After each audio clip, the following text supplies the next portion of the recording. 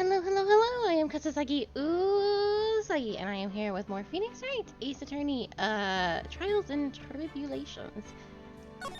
I think we're in the next part of the investigation. Yes! Let's hop right to it.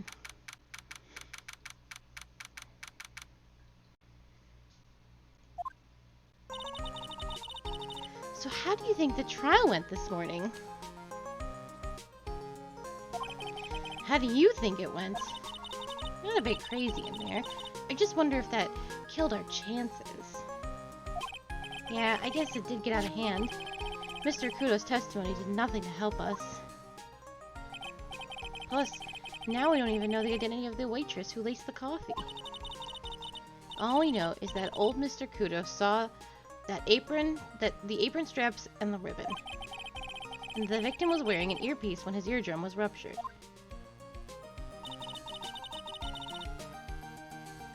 Talk about a terrifying case of contradictions. Time to play doctor and find ourselves secure then, huh? Contradictiitis.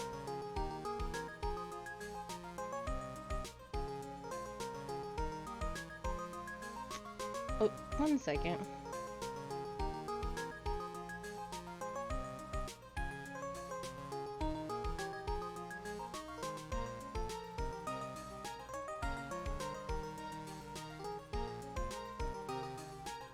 There we go. Yeah, we've got to find one for Maggie, or she's going to have a terminal case of guilty. Well, I'm officially at a loss as to where to start. Yeah, me too. Let's try some brainstorming. You go first. I guess we should try to put Mr. Kudo's testimony to some sort of use. Yeah, that's true. And we need to figure out the identity of the waitress and who the victim really was. Somehow, I think the key to this case has got to be Tribulations. Well then, let's go back there and check it out again. Oh, and we should drop in on Maggie and see how she's doing too.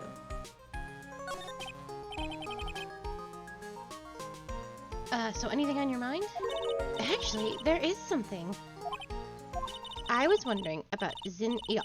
You know, like what he's like and stuff. Oh, yeah. I almost forgot about that guy. I oughta beat you so hard till you feel like we're smooching the express train. Phoenix Wright? You saying you Phoenix Wright? 'Cause I'm Phoenix Wright. The one and only. Actually, I've learned a little something about my doppelganger. Huh? You did? What did you find out? Oh yeah, Maya was working at the restaurant when I ran into Don Fone. Let's just say he was such a terrible version of me that I wanted to sue for defamation. What's that guy's story anyway? What does he have to gain by impersonating me?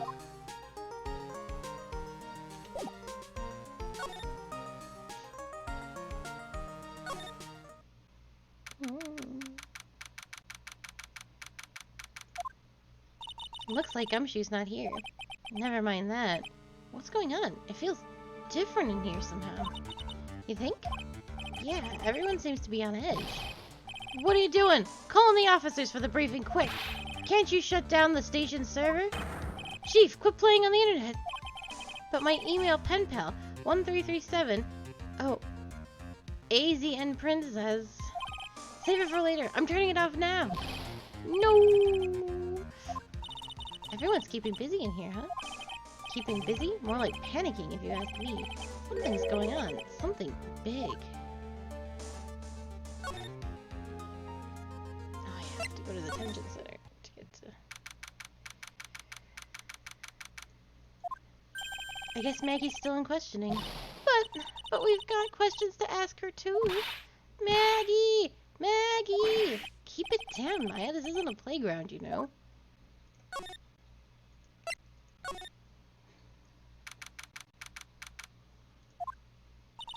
Empty as usual. Yeah, and it's lunchtime too. That's it! Come on, come on, come on! Hey, that sounds like... Now just call an 8, pal. Come on, I know you can. He's getting really worked up about something. No! That's the wrong number! Ugh. Looks like an 8 would have only netted me $5 anyway. What a ripoff. What's the problem, Detective Gumshoe? Huh? Oh, it's you. I was just... I was just listening to the radio, pal. To the radio? Hey, Detective Gumshoe's having lunch here. He is, and he's having the twin tea set. What could I say? This is a nightmare. How am I supposed to look Maggie in the eye now, pal? You really drove her into a corner, you know. You always blow apart my testimony. Why of all days didn't you do it today? Sorry, there just weren't any holes in it for once. Yeah, what happened? Usually your testimonies are like Swiss cheese. Swiss cheese? Would he have preferred crumbly like aged Parmesan? Anyway, this case has already been ruled on. There shouldn't be any holes left to find. So, did Maggie say anything to you? About me, I mean? Well, how did she put it again? I can't believe Detective Gumshoe. I hate him, sir. I mean it. I don't ever want to see him again. Something like that. Whoa. Whoa! Please, Detective Gumshoe, I didn't mean... Why? Why is this happening? He's banging his head against the wall. Nick! Oh man, poor Gumshoe. So, did you like the twin tea set? I've never paid that much money for lunch before. I was so nervous my hands were shaking. So, how did it taste? Well, for 20 bucks, I guess, I don't know how to describe it really. It was delicate. Delicate? You mean you liked it? It didn't taste bad to you? What's the matter with him? Looks like he's thinking. That's it! I've been trying to think of the right word to describe the taste. And I just realized, it's bad. That's it. It tasted bad. It's just kind of hard to admit it to yourself when you paid 20 bucks for it, you know? Maybe he should have found out about the price after he had finished eating. Hey Nick, maybe that's why Glen L came here. Maybe he heard about the super fierce twin tea set. If by fierce you mean fearsome. Speaking of Glen L, that reminds me. We still hardly know anything about the guy. Why don't we ask Detective Gumshoe what he knows, seeing as he's here? So what were you all excited about earlier? Huh? That's right. You said you were listening to the radio or something. Oh, that was nothing. I wasn't excited. Come on, Detective Gumshoe. You can tell little old me. What were you listening to? Nothing, really. I was just the, daily exercise show.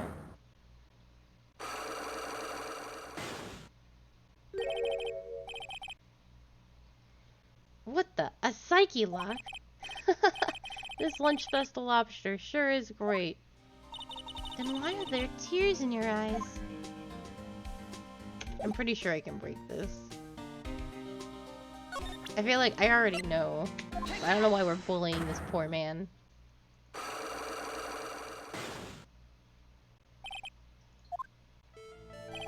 Alright, Detective Gumshoe, tell me the truth. What were you listening to? No way, pal. Now that you've made a big deal out of it, I'm not gonna tell you. We'll see about that, pal. Considering all the noise you were making while you were listening, it's pretty clear what kind of radio program it was. I'd say it was related to...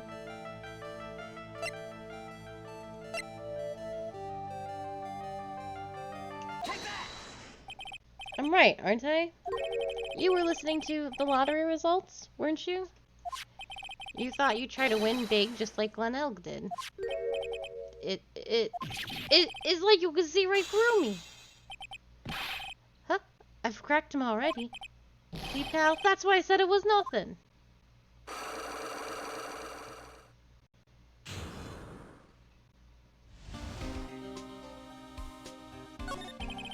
I'm usually pretty lucky, so I figured I'd give it a try. What's with everyone in the lottery? So, how did it go? I won 50 cents. It'd be better to win nothing at all than have a lousy buck. I was so mad. Yeah, I know the feeling. I bought the same kind of ticket as Mr. Elg, see? And they've got this special radio show where they announce the winning numbers. They even do the drawings live on the air. It's intense, pal. I bet that's what Mr. Elg was listening to on the day he was killed. Yeah. What time is it now? It's just after 1:30. And are the lottery results always broadcast at the same time? Yeah. Look, I got this flyer when I bought the ticket.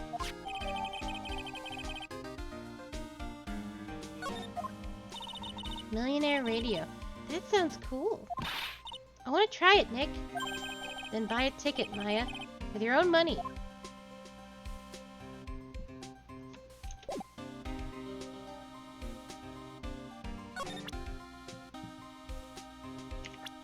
I need you to tell me more about this man. Oops. This guy was the real programming genius. They called him the walking computer at the place where he worked. What happens when he crashes through? Does he just stop moving all of a sudden? He wasn't literally a computer, Maya. Anyway, there's nothing between Maggie and the victim. Yeah, that's what we found out yesterday, too. Hey, Detective Gumshoe, don't you have any information that's a bit more fun? Fun? Oh, I know. So, have you paid a visit to where Mr. Elg worked yet? You might as well. His workplace? Where's that? A computer firm called Blue Screens Inc. or something like that. Sounds like a real stable company.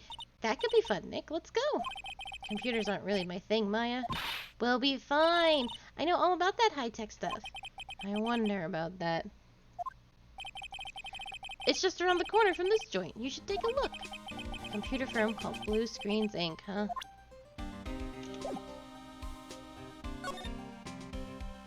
Did I get everything out of you?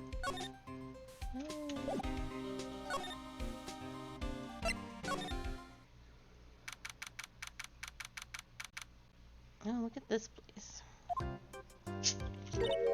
Wow, this place is so high-tech you can almost smell the electricity in the air. It is a computer firm, Maya, and they can't work without electricity, you know?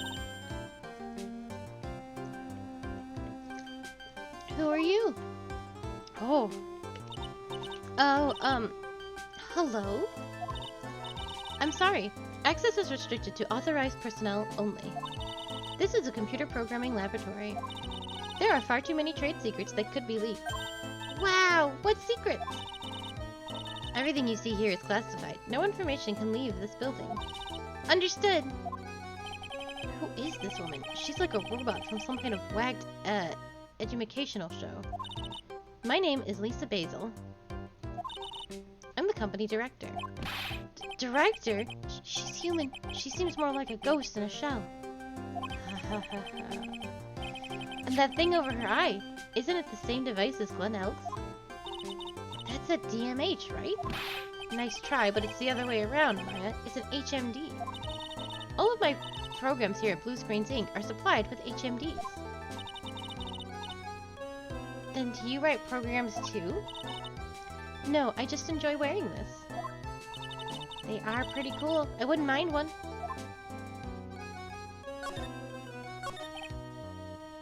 So what exactly is this firm's business? I will try to simplify it so that you can understand.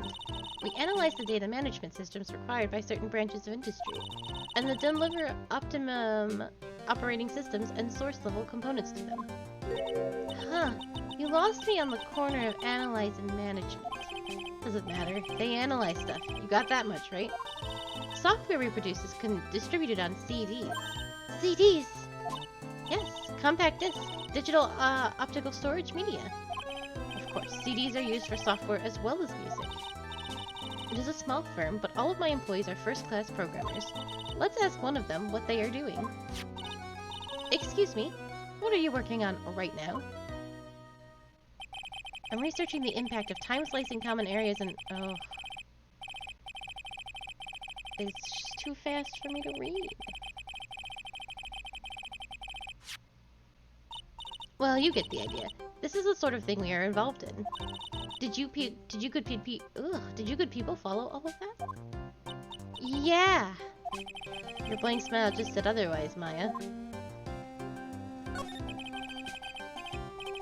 You know, about what happened, right, Miss Basil? You mean about Glenn being poisoned? Yes, I know. It's terrible. Can you tell us anything that might be helpful? I don't think so. A police officer was here earlier, too. But I couldn't tell him anything either, because the waitress who committed the crime has nothing to do with Blue Screen Zinc. Oh. How about Mr. Elg's desk? Have you cleared it out already? No, not yet.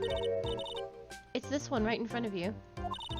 Is there anything that might be useful to you? You are welcome to take it. I guess there might be a clue here somewhere.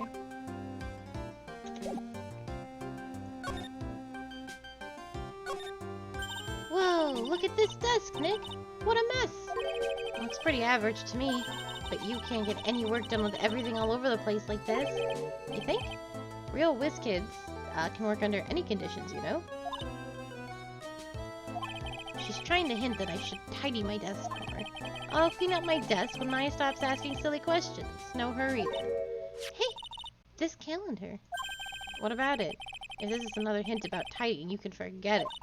Someone's marked December 3rd in red pen. December 3rd? That's the day Mr. Elg was murdered. Is there anything else? Yeah. It says, meet with the tiger. The tiger?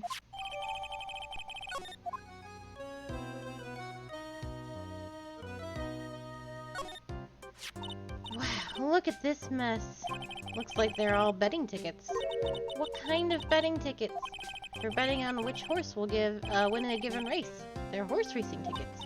Oh wow, his drawers are stuffed full of these. Looks like they're all losing tickets though.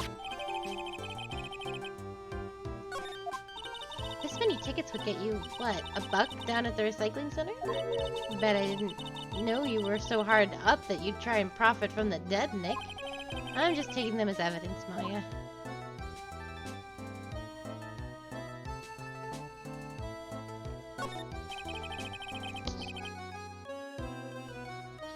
He's really pounding that keyboard, isn't he? Wow, I bet that's where the pro and programmer comes from, huh? I guess I shouldn't be resting on my laurels. Gotta expand my skill set and all that. Yeah, that's a good idea. Maybe I could become Old CD's apprentice. And what about your spirit medium training? Hey, look, Nick! It's a supercomputer! It looks like it's really smart and wise, doesn't it? Computers are only as smart as the humans who use them, Maya. That explains why we don't use the computer in our office. You work there too, Maya. Yeah, but at least Please, don't argue about something that's so trivial. Otherwise the computer will laugh at you. She said she'd laugh at us, Nick. She's a human, Maya, not a computer. Those pillars almost look like they're moving. It's kind of unsettling. Nah, they just look a bit twisted or warped or whatever word I'm looking for. The office was designed with a futuristic feel in mind. Futuristic? Yes, we tried to imagine what things might look like in the future when we designed it. It helps to soothe and calm the soul. On second thought, I agree with you, Nick. This place is really unsettling.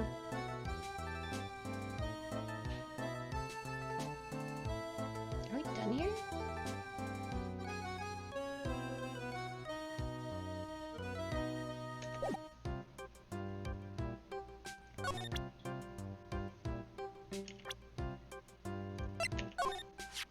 About Mr. Elg.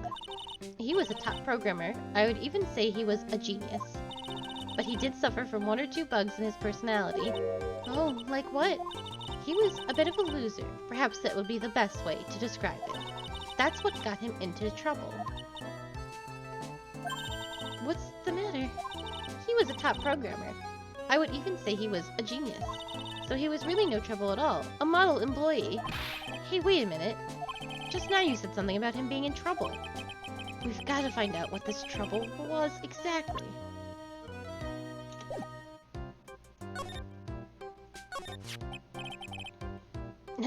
It's true. This is your future. About Mr. Elg. Was he in some kind of trouble? I'm sorry. Why would you think that? I thought you said something about it just now. You said he got himself into trouble because he was a bit of a loser.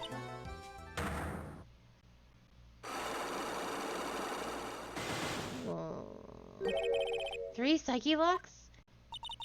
I guess Mr. Elg is like every other man with his own pile of secrets. I don't know if I can deal with that.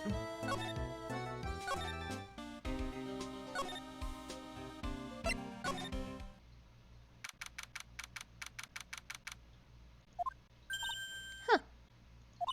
Mr. Armstrong's talking to someone.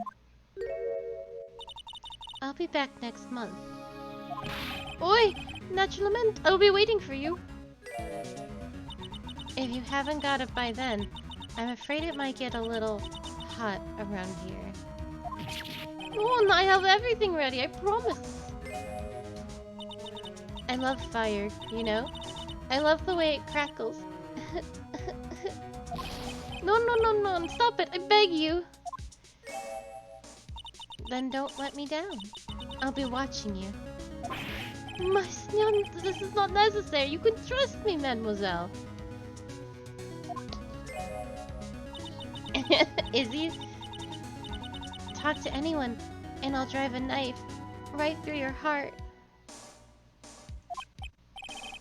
Oh no, you don't have to worry. You know, you worry far too much.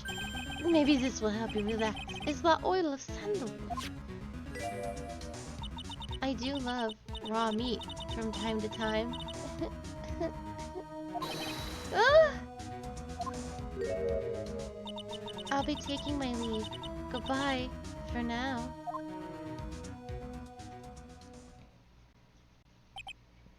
Oh, I have nervous. I must rub some of this oil all over my body before I become the nervous wreck. There, oi, that feels good. Bah! Oh la la! Excuse-moi, monsieur. My eyes! My eyes! Your eyes? If you have trouble with your eyes, you need this, la oil of sandalwood. Isn't this just leftovers of what you were just using? You don't exactly have many customers, do you, Mr. Armstrong? None, you are right, monsieur. But perhaps that is the perfect time for you to come visit me, no? That way I can give you my undivided attention and cook for you la dish supreme. Putting on a brave face, huh? That's what girls do, Nick. But you are right. Business is very difficult these days. Perhaps the name is the problem. People do not understand it. They think it is tray. I just wanted people to think that my restaurant was exclusive. But they just think you serve fast food on cheap plastic trays? Nick, that's the kind of thing that can make a girl cry. Have you forgotten that Mr. Armstrong is a man, Maya? But this restaurant is my life. It is everything to me. I will defend it to the finale. No one will take it from me.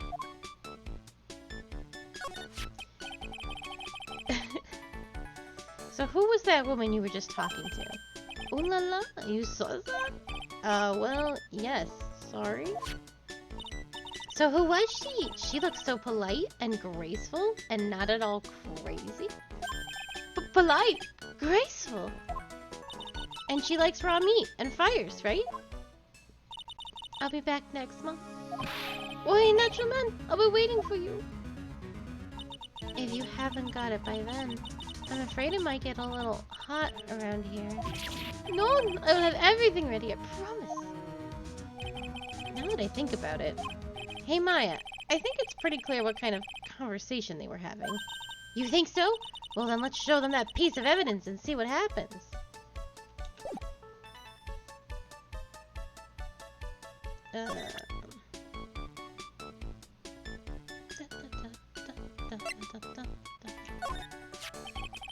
So long as that paper exists, I am but a delightful angel with slap broken wings.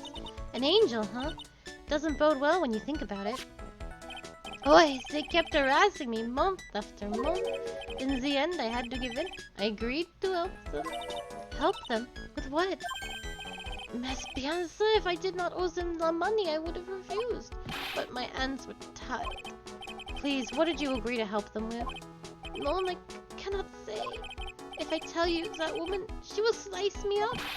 And she would eat me with the salad garnish. Ew, I hope that doesn't mean it'll literally be sliced up and served with garnish. I'm going to guess that woman has something to do with your loan contract. Am I right? Ah! Please, Mr. Armstrong, tell us about that woman. Here's my guess. That woman works for the fake Phoenix Wright. And the fake Phoenix Wright killed the programmer. And then, because Armstrong owes them so much money, the loan people, he had to lie on the stand, which is what got Maggie in trouble. And then we were impersonated by the loan shark to help further cover up and blame Maggie. There's a lot going on. There's a fake Phoenix Wright running around who is probably a loan shark. And there hasn't been any sign of Edgeworth. And it's really just distressing.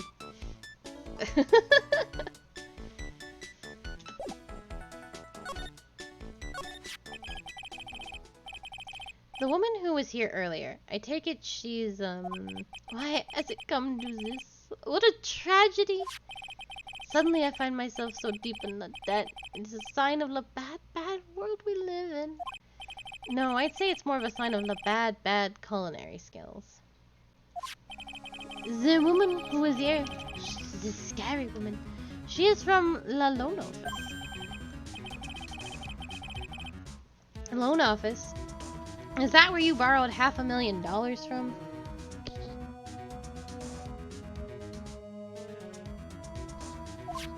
Oi! Tender lender, it is called. Catchy name. Just hearing it makes me want to borrow some money. Please, you must not borrow from them. If you must, no more than $10. $10? Sounds like your whole monthly stipend, Maya. Hey, I get a bit more than that, thank you very much. So Tenderlender is the loan office you borrowed $500,000 from, huh? I wonder if they've got anything to do with this case. Tenderlender is a very good name. I'm a weak woman. When I am upset, I have to buy something nice to cheer me up. Thanks to him, I'm loaning me that money. I have to pay back $500,000 now. I am like his slave. I have to do everything that he tells me. Who's this he? The tiger. The tiger? Oi, he is the manager of the Tender Lender. A terrifying man, a big city mobster.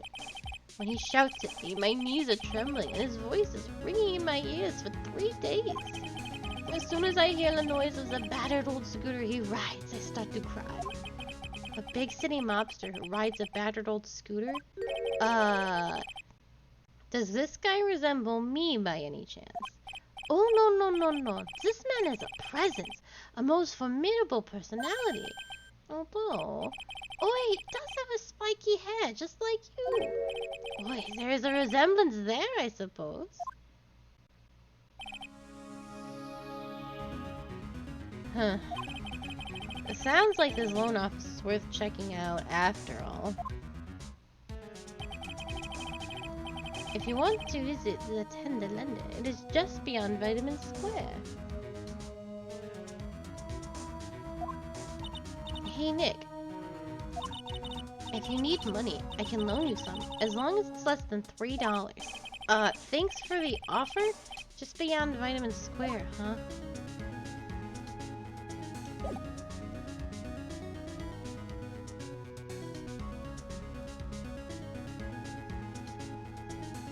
I guess I'm going to leave now. Well, I'm gonna head back to the precinct now. We've got a big meeting starting in a bit. About Maggie's case, you mean? No, that's pretty much wrapped up now. There's another big case going down at the moment, so she's been pushed aside. Okay, well, see you later then. Bye!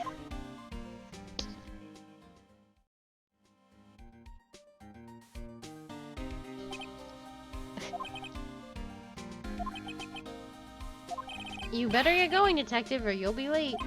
Actually, I kinda got a favor to ask, and it's a big one. A favor? Yeah, it's for, Maggie, actually.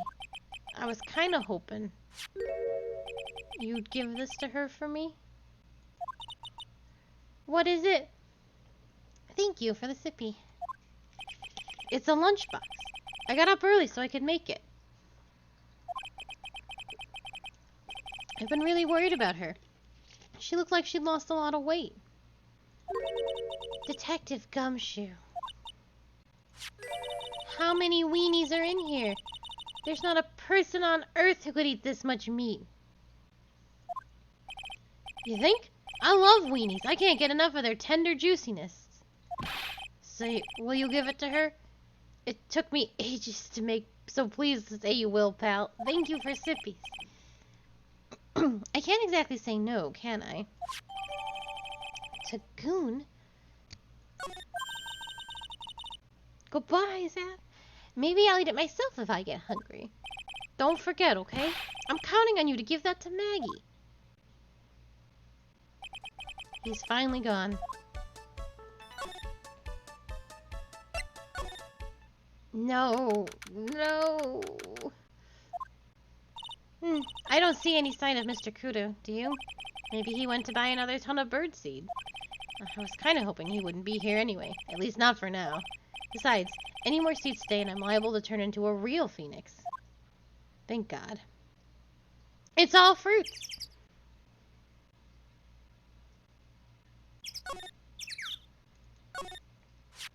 Hey, check this out! I wouldn't get too close to that if I were you. Otherwise you might be in for a shock. My phony must be lurking someplace nearby. Just imagine, a tiger, loose in the city!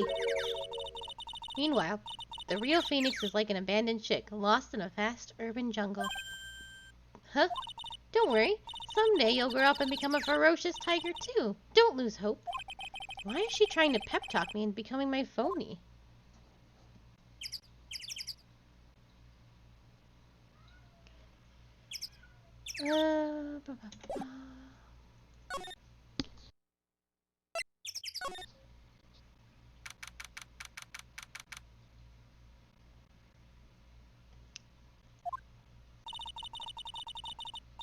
This place gives off a really strange vibe, doesn't it? Looks like the tiger isn't in his lair. And that is, as they say, a very good thing. Welcome. Talk about a creepy voice. Makes your soul want to shrivel up and die. You're here to discuss a loan? No, not exactly. The manager is away at the moment. Wait quietly, please. She's gone! Just like that. I guess we'll just have to come back another time. But this is the perfect opportunity, Nick. This place reeks of suspicion. Come on, Nick. Let's take a look around, okay? Do you think it'd be okay? Of course! No one will ever know. Coffee? Ah! I'll leave it here for you to enjoy. Quietly. Yes, thank you. Do not touch the desk, please.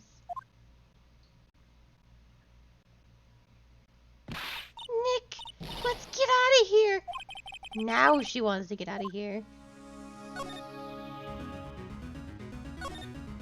Let's see. This round doll thing is called a Daruma, I think.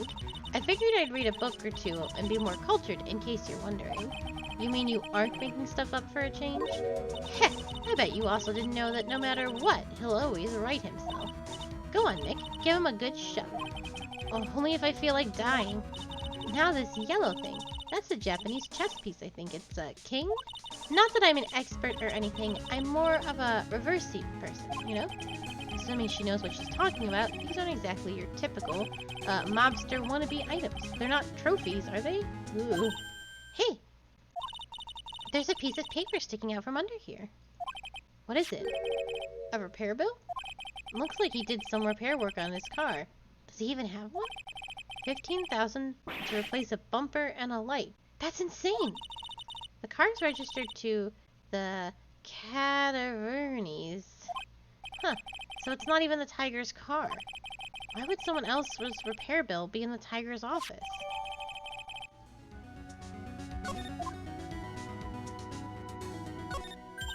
Hey, Hey, look at this Persian-style coat. It's so chic.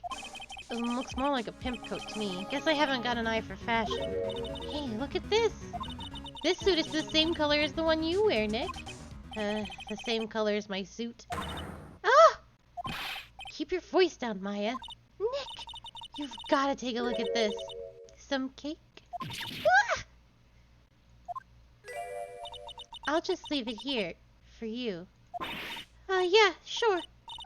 Thanks. Just wait here quietly. Otherwise... Sure. Did you hear that, Nick? Wait quietly, she said. Yeah, sure. I have my eye on you. Only so I can take care of you. Understand?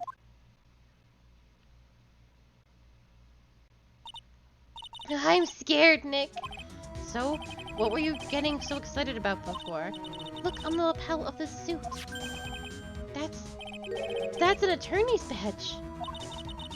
Is the tiger a lawyer? No way, look at this thing. It's made of paper. For some reason, your badge suddenly looks really cheap to me, Nick. Why doesn't anyone recognize an obviously fake badge when they see one? Oh no, somebody dropped the ashtray on the floor. That's going to be a nightmare to clean up. Yeah, it's all over the rug and everything. I accidentally knocked over a really big space heater once. Cleaning it up was such a pain. It was one of those super antiques where you have to burn a ton of charcoal. How did she manage to knock one of those over? Aren't they supposed to be super heavy? Oh hey, there's a book of matches here too. Matches, huh? Please don't give those out. Places don't give those out much nowadays. Hey, wait a second. What is it? Look what's printed on its cover. It says Tribulations.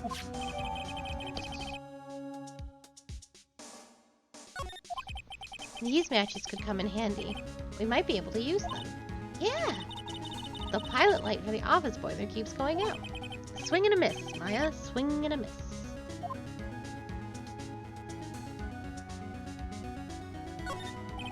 There's a CD player on the desk, but the desk is so loud it's a wonder you can even hear it. The lid's open. I wonder what kind of music the tiger's into. Have you finished the coffee? Ah! Yes, thanks. It was lovely. So, you drank it all?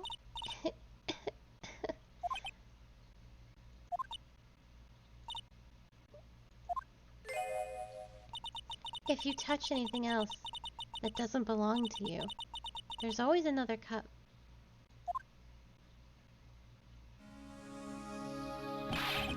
That coffee, it was laced with something. I'm almost sure of it. Nick, my stomach, it's killing me. Oh wait, maybe it was just the burger I ate for breakfast.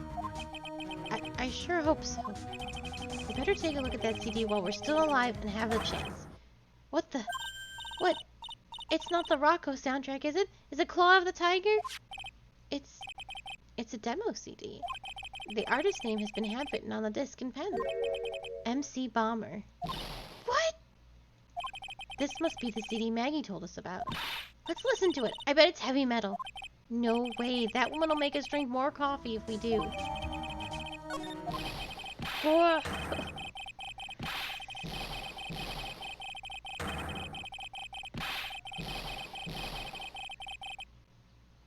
my god. Ah! Come out from under the desk, Maya. What are you two snooping around in my office for? If nothing, we're just...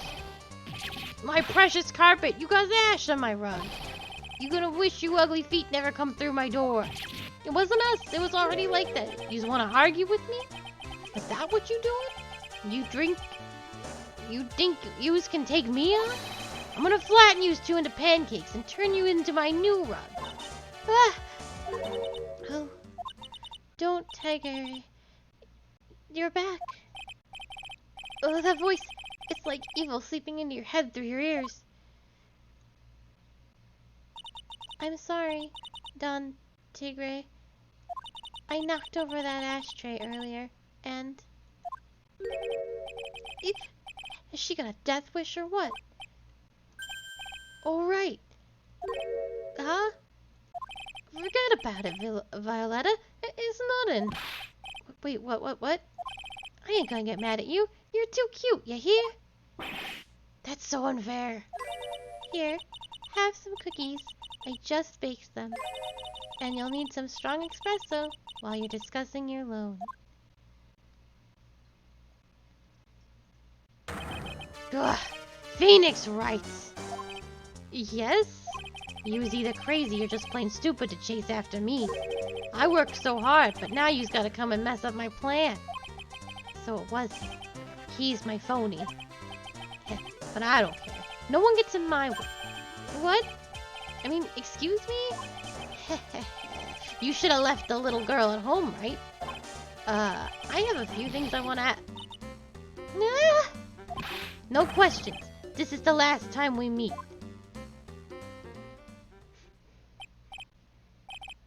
I have no idea why he's red. Wait, please. That was pretty weak, Nick. You waited until he was out of earshot before you shouted after him. Like you're one to talk. Didn't hear you scream, hold it either. The espresso. Ah!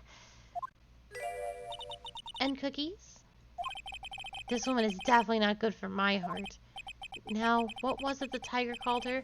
Violetta? So, I'm kind of curious about your company, Tender Lender. With the warm and friendly atmosphere you expect from a family-sized business. A conscientious rate of interest and an attractive repayment policy. Why do I get the feeling this sentence is not going to end well? We will tenderly lend you a little bit extra here at Tender Lender. Hey Nick, things are a bit tight for Wright & Co. at the moment, aren't they? I mean, there's that $500 you owe me for our little card game for starters. Why don't you take out a loan?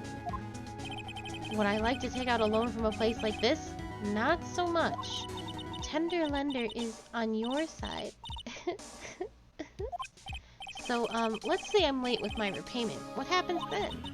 We'd give you more coffee. Strong coffee. Right. I think I'd rather skip town.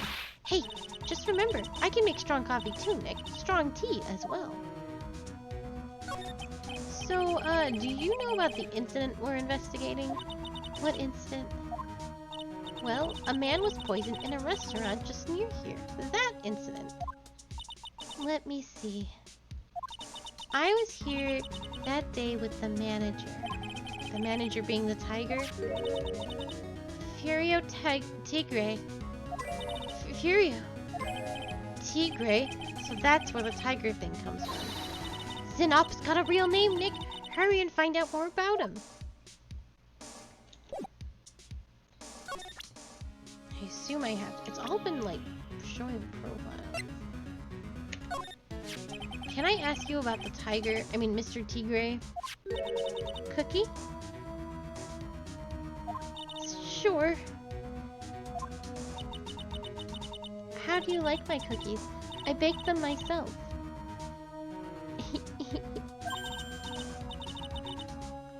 Go ahead, Nick. The honor is all yours. No. Ladies first, Maya. No matter how I look at this, I just don't get it. What are the Tigre and this scary girl doing working together? We are lovers. That's not exactly coming across in your tone of voice. And I owe Don Tigre my life. He's the one who saved me. The tiger saved you? Please address him properly as Don Tigre. Otherwise, I'll have to... Okay, Don Tigre, of course, I'm sorry. He saved your life. I sure like to know how that happened. I'm very frail, you see. Just recently, I died. Once. You died? About 4 months ago. The doctor said to abandon all hope. I guess they were expecting her to take a boat ride across the river Styx. But Don Tigre, he saved me. He gave up everything. Everything? When I found out what he had done for me, I was happy. No offense, but I'm finding that a little hard to believe. I decided I'd pay him back. With my life, by serving him coffee and espresso. I still wonder about what's in her coffee. So, is that why you've got a bandage around your head? This? So what's the story with the bandage? They put it on after the operation. Operation? It's just a little injury. A little fatal injury. A fatal injury! Maya just suffered one herself by the sound of it. So that's the injury you were talking about before when you said you had died once. Yep. Good lord. Ugh, she really creeps me out, Nick. Same here, but we've got to find out the truth. There is no way I can unlock that. I'll simply move on with my life. Oh no. There he is! Old Seedy's back feeding the pigeons again. There! Take this! And this! And get out of my park! Like I thought, he's really mad. Come on, Maya. Just keep your head down and let's sneak away while we still can. What? Why? Hello, old man! What are you doing, Maya? Huh? Ka! Hey, he just turned his back on us. I'm not surprised. I bet I really hurt his pride in court this morning. Hey, Mr. Kudo! Ha! Looks, we really need to talk to you, alright? Out with the demons! I'm with good fortune. Ow, ow, ow! Seeds, shell splinters. Painful. I always knew you were a demon, Maya. I need to sip before I take on this terrible old man.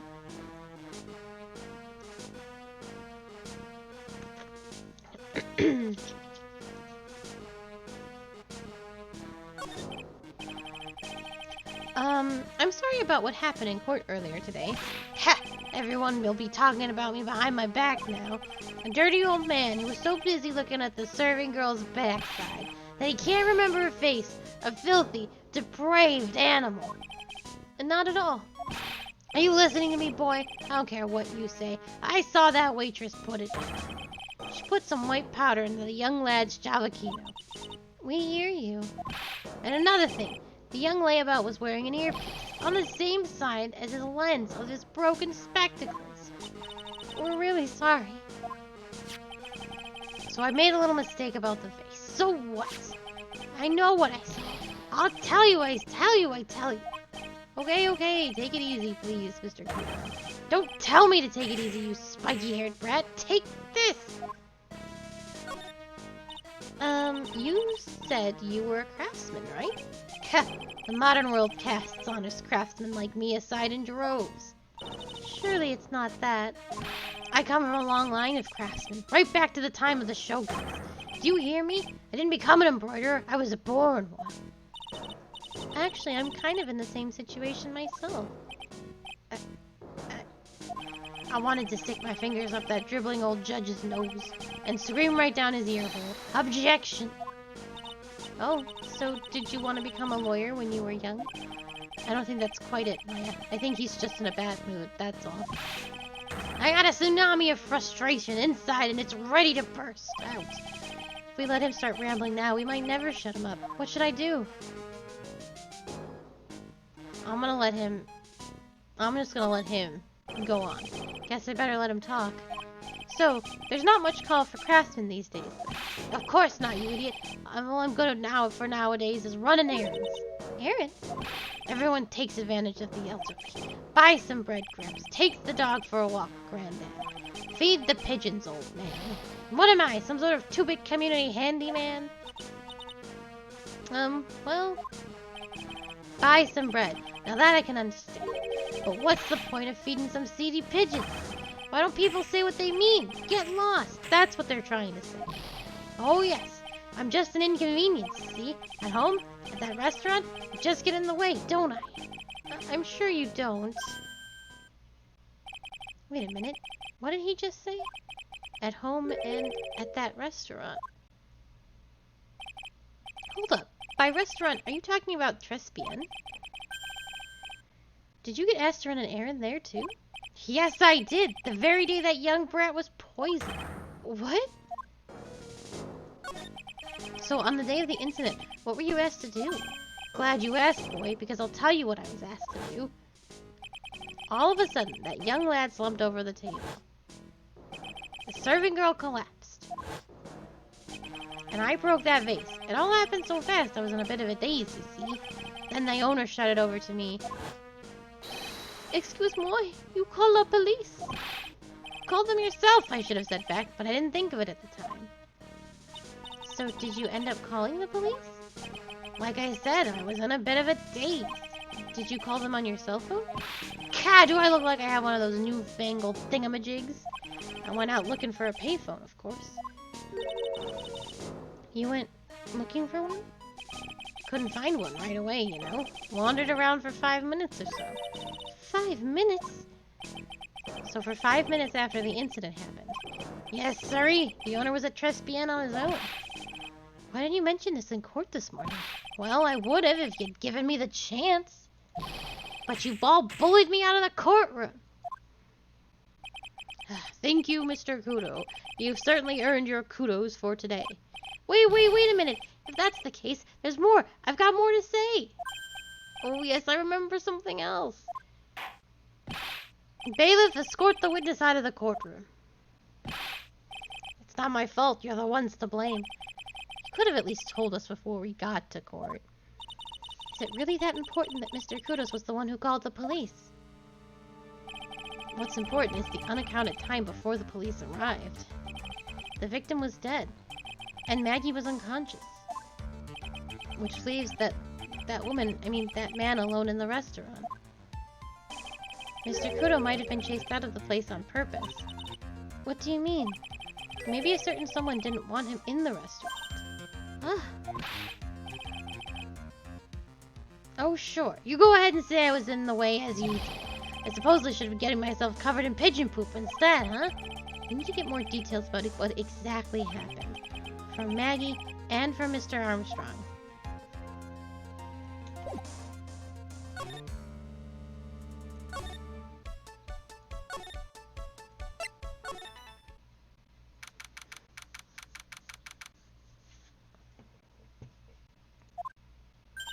Looks like Mr. Armstrong's out again, but the place is open for business. You can't have an open restaurant without a chef.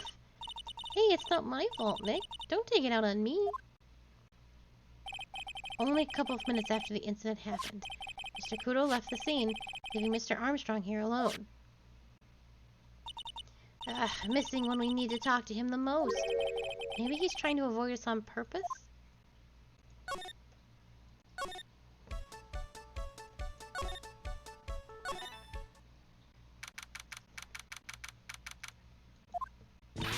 Oh, Mr. Wright! Hello, Maggie. So are they finished questioning you? Wasn't it just unbelievable in court today, sir? I'm going to stay up all night and blog about everything that happened. Weren't you scared? It was pretty touch and go in there. Yeah, but you totally nailed that old man. Well, he was all over the place with his testimony. He's not the only one. Huh? What do you mean? Everyone else's testimonies didn't match up either. Not with what I remember of the incident, anyway. Is it possible she is the one misremembering things? Maggie, you know how you said that everyone else provided testimony that didn't match up with what you remember? Yep, there are just so many things that don't seem to add up. The biggest contradiction is the other guy I saw at the victim's table.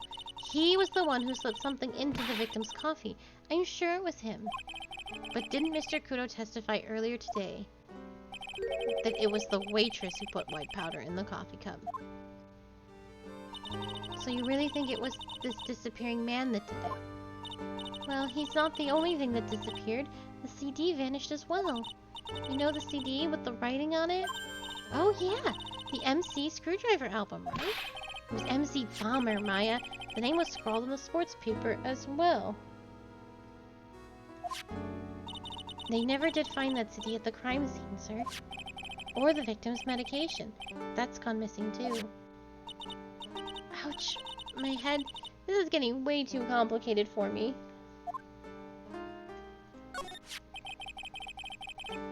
You said you passed out when the victim, Glenn L., collapsed, right? Yes. It's so embarrassing. I mean, I used to be a cop. When I came to, the restaurant was buzzing with police. And before I knew what was going on, they arrested me, sir. So between the time the victim collapsed and the time the police arrived on the scene, you have no idea what went on at Tribulations? No, no idea at all. Why is it important, Mr. Wright? The other witness, the old man from the park, was pretty much chased out of the picture. Chased out of the picture? What do you mean? Old CD wasn't inside the restaurant because he had to go call the police. Exactly. And you, Maggie, were unconscious. That means Mr. Armstrong was alone in the restaurant for a brief period of time. No! You don't think Mr. Armstrong set me up, do you? When you consider the facts, it's hard to imagine that Mr. Armstrong isn't involved in this at all. It's like the master biting the paw of the dog that it feeds. Are you sure about this, Mr. Wright? Well, the old man said as much when we spoke with him earlier. I don't know. The things that man says don't add up for some reason, sir. Maggie looks like she's trying to figure out something.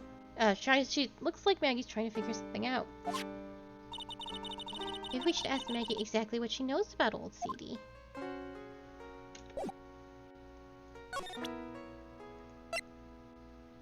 Oh, profiles. I feel much better after the trial this morning. I've been a bit of a courtroom proceedings addict for years now. It feels like forever since I saw witnesses as slippery as that old man. He's not really that bad of an old man, though. Still, I feel a bit uneasy. Huh? I thought you just said you felt much better. Maggie, if there's something on your mind, you've got to tell us. Especially if it has anything to do with Mr. Kudo or his testimony. Roger, I'll spill it all and see what you make of it. Is there anything about Mr. Kudo's testimony that stood out as odd to you? Actually, yes. The fact that he was even testifying to begin with doesn't quite what? Well, when I took the coffee over to the victim's table... It's true. There was another customer in the restaurant. Yeah, we know that already. It was Victor Kudo. But I can't really say. It was an old man. Okay then, how about calling him a really old middle-aged man? No, age isn't the issue. The other customer was a woman. A woman? Are you sure, Maggie? Well, I'm not 100% sure, but I think so. So what did this woman look like? She was sort of creepy. And she kind of had a cackling laugh. Creepy. Cackling. Why do I get the feeling I've come across a woman like that recently?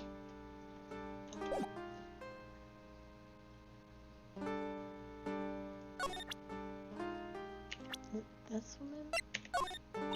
I know I used to be on the police force, sir, but I'm incarcerated now, so I can't use my connections to help you. All I can tell you about now is that info about ex-cons or clientele of Tribulations, sir. Don't let it get you down, Maggie. Alright.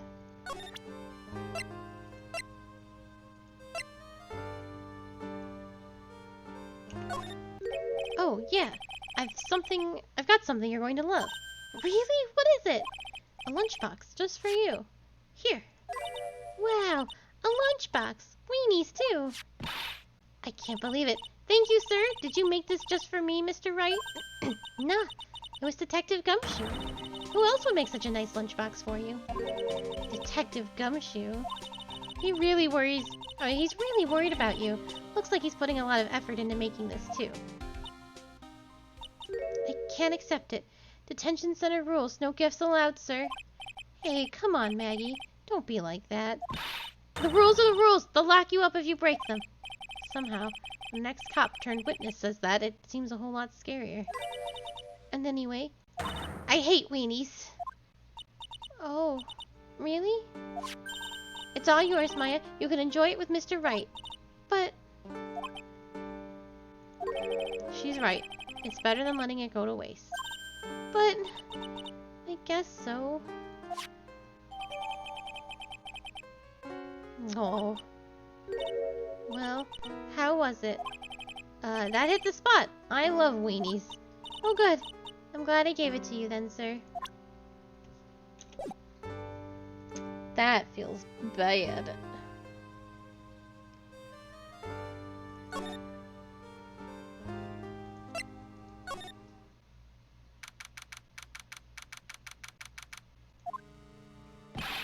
The main server just went up in smoke. Why the heck isn't the press conference set up yet? The superintendent's here already. Yeah, and there's a problem with the internet too. I already told you to stop using your computer, Chief. But I'm watching videos online. I'm catching up on my Asian soap operas. It's gonna have to wait, Chief. I'm throwing the switch. No! Just when some young guy was about to confess to his son's hot-to-trot girlfriend. Wow, this place is really buzzing. Something must be going down. Something really big. Huh? What are you two doing here, pal? Detective Gumshoe!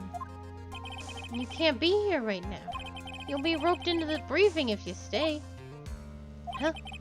We got big problems here today.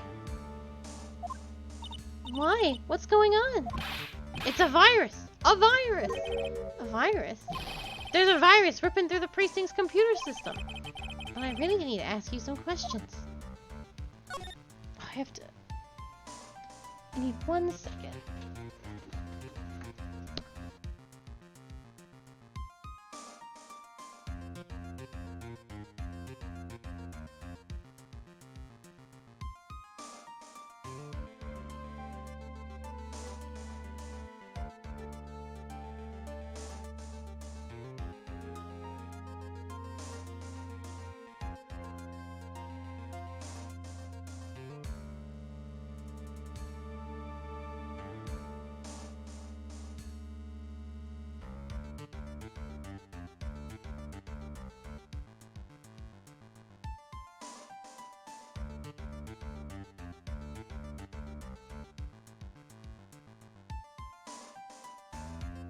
Okay, I'm back.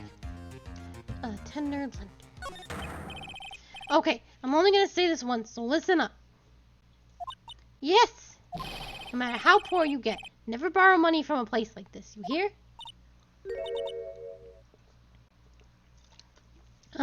Okay.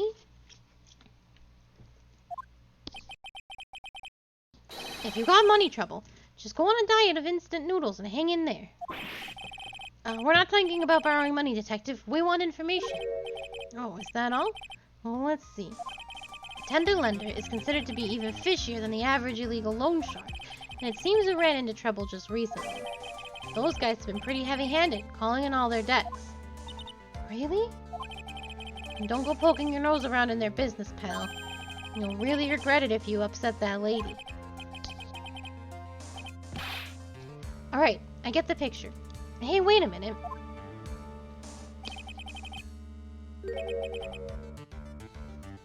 What did he just say? That lady? Who's this lady he's talking about, Nick? We better find out what that story is with this lady. So what exactly is a computer virus, Detective Gumshoe? I don't know. What? Look, I just go with the flow, alright, pal? And here I thought detectives were supposed to be somewhat knowledgeable. What's with that face, pal? You think I know what a virus is? Well, Nick, do you? A computer virus? Sure, I mean, only in simple terms, of course. Really? Wow, you know everything, Professor Nick. Yeah, I'm gonna call you Dr. Wright from now on. Hey, that sounds pretty cool. Don't you agree, Dr. Wright? Why do I get the feeling they're making fun of me? Okay, fine. I'm no expert, but I can at least explain the basics to the two of you. A virus is a program that gets inside a computer and causes damage. Damage? You mean it makes the machine go boom and explode? No. The damage is, well, it's all internal. So the inside goes boom, right? Imagine all the case data you've got sorted on your PC here in the station. A virus could wipe out all that. That's the kind of damage I'm talking about. Whoa, that's scary. Yeah, and what's even more scary is that viruses are infectious. Infectious? Most computers are connected together on a network, right? A virus can move from one machine to another over the network. So the virus just keeps spreading faster and faster. Just like a real virus, huh? But Nick, why would anyone want to make a program like that? Yeah, it takes ages to type in all that data. Why would you want to destroy it, pal? No, people don't infect their own machines. They send the virus to someone else's. What? That's horrible. Oh, I get it. It's like you sneezing on Mr. Godot so he catches a cold. Right, then he wouldn't be able to turn up in court because he'd be too sick. You really shouldn't do stuff like that, Nick. It's wrong. Who, what, where, when, and why did the conversation jump to talking about me? Anyway, that's what a computer virus is. A bad program that causes damage. And all the different viruses have names, right? I kind of feel like I've heard the name of the virus we caught somewhere before. The name of the virus, huh? I feel like I've heard it before, too.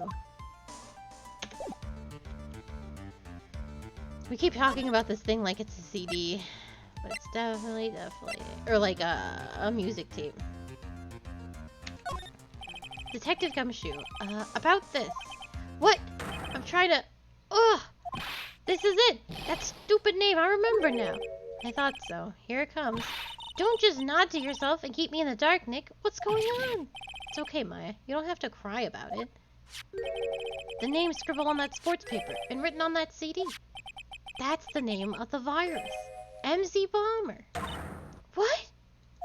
Yeah, the virus that just infected every computer in the station, pal. It's MC Bomber. Can you give us any more details, please?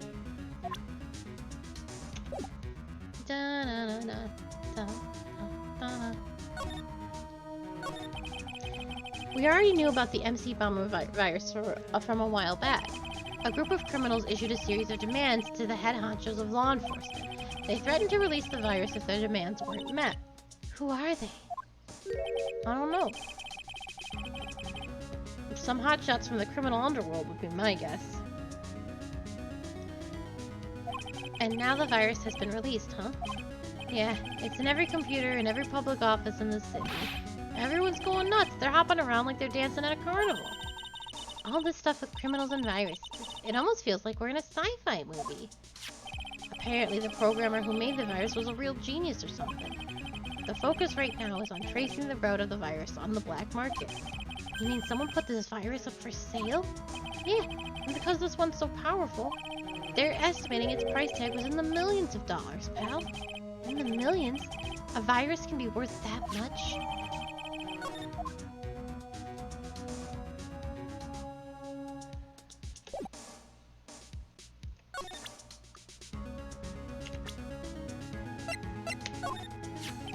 That's the girl who works over at Tender Lender. You want to stay away from her, okay? I mean it. She does look kind of unforgiving, doesn't she? That should be the least of your worries, pal. What's that supposed to mean? What could be worse?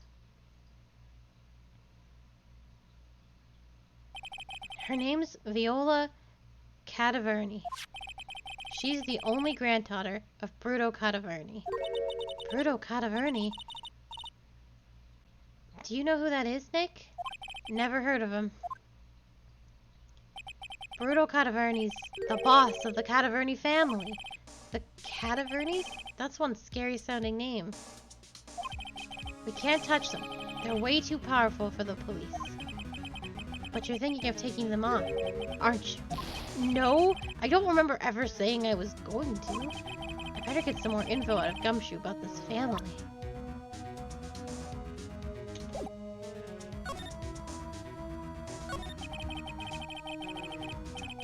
I'm not sure if I really want to get involved in this, but who are the Cadavernis? Who are they? A scary bunch of people, that's who. You're a cop and you're scared? What's that about? Trust me, it doesn't matter if you're a kid or a cop. These guys are scary. They got some serious clout in their criminal underworld. We can't touch them. They've got too much moolah. Moolah? As in, they pretty much control all the cash in the city's black market. Black market, huh? And that includes Tender Lender, I take it? Sure, no one stands up to Bruno Cavarini, and I mean no one. Interesting. So Viola's the granddaughter of some mafia boss, then. Yeah, and everyone knows how much Brutal loves his little girl. She means everything to him. So, how did she end up in the Tender Lender? I don't know, pal. But I heard she and the boss of Tender Lender are pretty tight. Tight? That's what it said in a file I read related to Maggie's case. Sounds like a pretty important clue. Ah! I can't believe it! I almost forgot the most important thing. And that is? You know, the lunchbox! How did everything go? Lunchbox. You remember? The weenies? I hate weenies! Oh, yeah. Those weenies. So how did my weenies taste when they went down the hatch? Well, it was delicious. Yeah, that's what she said? Really? Well, not exactly. Don't worry about it, pal. I figured something would happen, so I came prepared. Prepared? What do you mean? It made a jumbo lunchbox. Oh.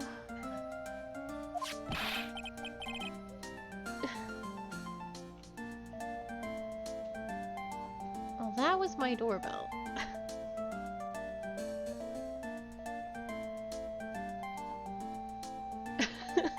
I will be right back.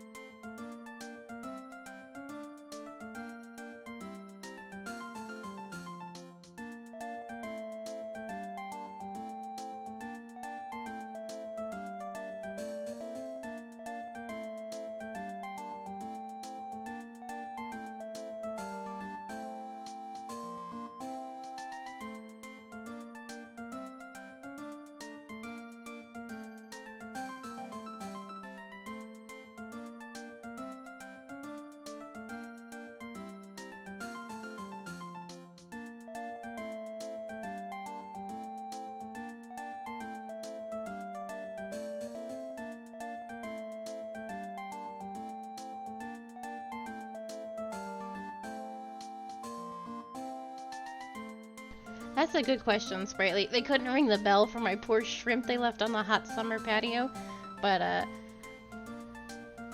they rang for Q's package, which I think is just face cream. Do me a favor again, huh, pal? And deliver this? This sure is a heavy burden in more ways than one. And just imagine Maggie's little heart sparkling with joy when you bring her that. Weenies. Again, Nick? Tell me we don't have to eat all these too. I really can't eat anymore.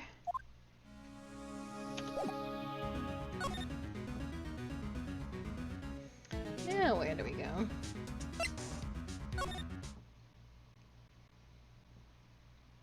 No, she's gone.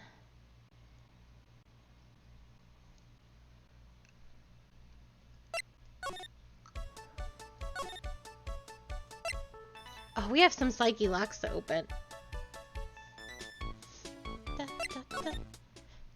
Alright. So it looks like probably hers first.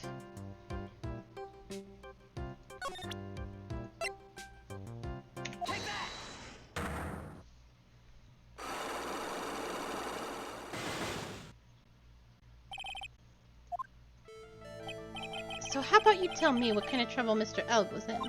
I'm sorry, sir, but we don't deal with troubleshooting here. Perhaps you'd like to speak to someone in customer service. What is she talking about? I guess I better just take the shot and see where it gets me. Miss Basil, let me ask you something. Did Mr. Elg's troubles have something to do with this?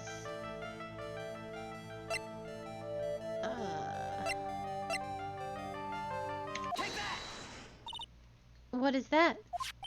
A bunch of horse racing tickets, all losing ones. With that many tickets, you could get $1 at the recycling center. You good people are very, very bad. Cashing in on others' misfortunes is immoral. Is that a whiff of hypocrisy I smell? But what is the relevance of these tickets? The victim, Mr. Glen Elg, he had a gambling habit, didn't he? I don't think that's a logical conclusion based on the facts. Everyone likes to go to the races from time to time. Yeah, but not everyone buys as many tickets. Anyway, I don't believe that proves anything on its own. You're right, but I'm not through yet. Mr. L's gambling wasn't restricted to horse racing, was it? The lottery, horse racing, he bought a lot of tickets and lost a lot of times. That's got to have hurt his wallet pretty bad. Don't you think? Maybe bad enough to be the cause of some pretty serious trouble, perhaps. No! You were right. Glenn did have a gambling habit. You good people must not follow his example. Do you understand? Trust me, even if I wanted to, I don't exactly have the money to buy any. But if you win, there's no problem, is there? And Glenn had a winning ticket, didn't he? For $500,000. Yeah, but it's hard to imagine how he could have been in trouble then, isn't it? It's true that Mr. L won $500,000.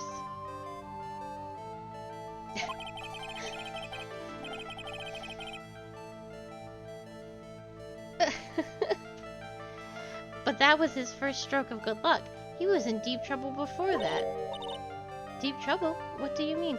I don't know how old this game is, but I imagine it's not too old that they can't have a scouter and over 9,000 power level thing.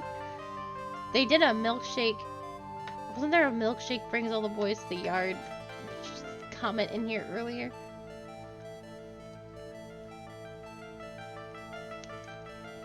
And the Harlem Shake.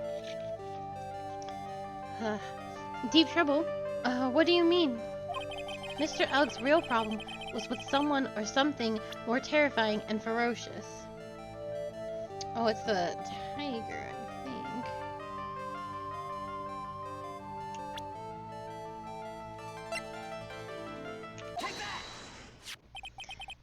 Furio Tigre, the boss of a loan office called Tender Lender. Tender Lender?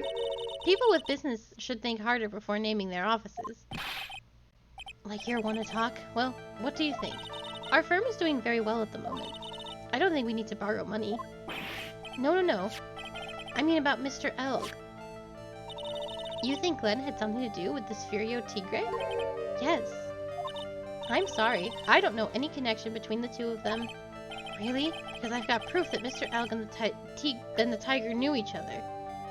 Oh, is it, CD? Oh, no. No. It's, calendar. Furio Tigre, aka the Tiger, is the boss of a loan office called Tender Lender. This is who Mr. Elg met with on the day of his murder. And the only thing a loan shark would talk with him about would be his debt. No! It's true that Glenn had racked up quite a bit of debt from his gambling habit. About $100,000, I think. $100,000? Ooh. But I heard he won the lottery, so he should have been in the clear. Shame Maggie couldn't get a bit of that good luck. Okay. So, the guy who got lucky and won the lottery. But what if he hadn't won? What was his plan then? Well, this isn't easy to say, but he said he would use his talents to repay the money. His talents? I suspect he was talking about programming. What computer program is worth $100,000? Perhaps you good people should leave so I can get back to my work. I'm so close to cracking her. The program in question, was it by any chance this?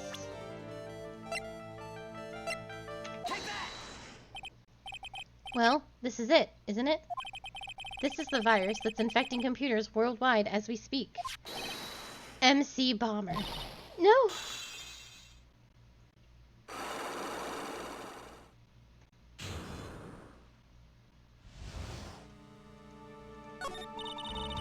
Glenn's head had more processing power than any computer. But if he had been infected with a gambling virus, Glenn was in too deep. You mean he was in debt? Yes, $100,000 in debt. Not an easy amount to repay. So, he said he was taking on some extra work. Something a bit risky. Risky? How? Maybe he was going to become a waitress at Tribulations. Where do you come up with these ideas? So it's safe to say Mr. L was the creator of the virus, huh? The MC Bomber virus? Yes. It was a work of genius, in a bad sort of way, but still genius. Something like that would probably fetch several $1 million on the black market. Inconceivable. Gumshoe was right for a change. This date, December 3rd, that is marked on his calendar. That was his deadline for repaying his debts.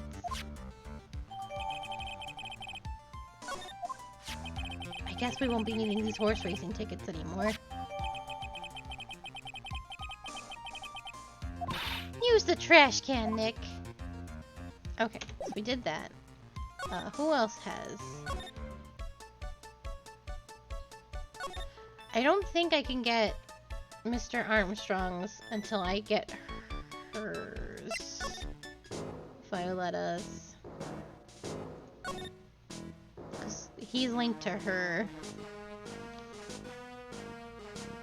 But she's not so much linked to him. Her troubles don't start with him. Or have anything to do with him, while his have everything to do with her.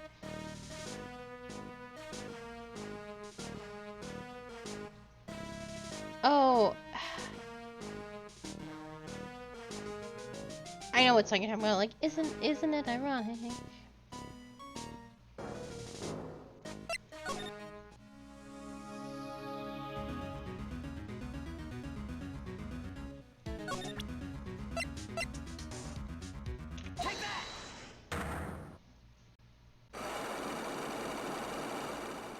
Oh boy.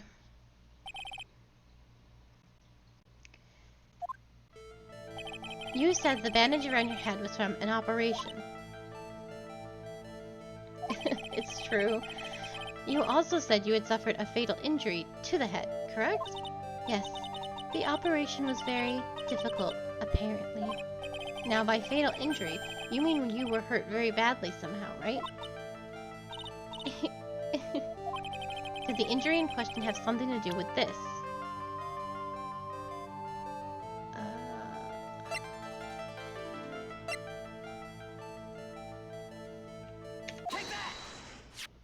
I have here a car repair bill.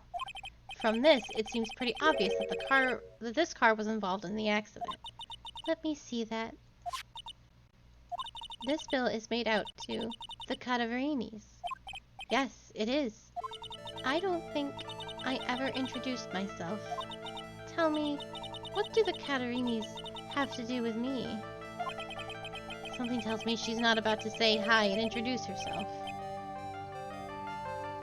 Alright then.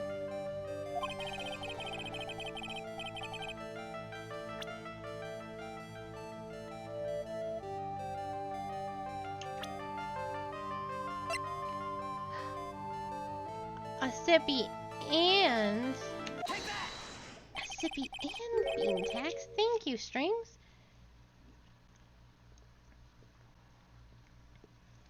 I know exactly who you are, Viola Cadaverini. You sustained that injury in a traffic accident, didn't you? It happened about 4 months ago. I was driving in one of our family's cars when someone pulled out in front of me. It was a motorbike, or something like that. I don't remember it much. Anyway, I swerved to try and avoid it, but...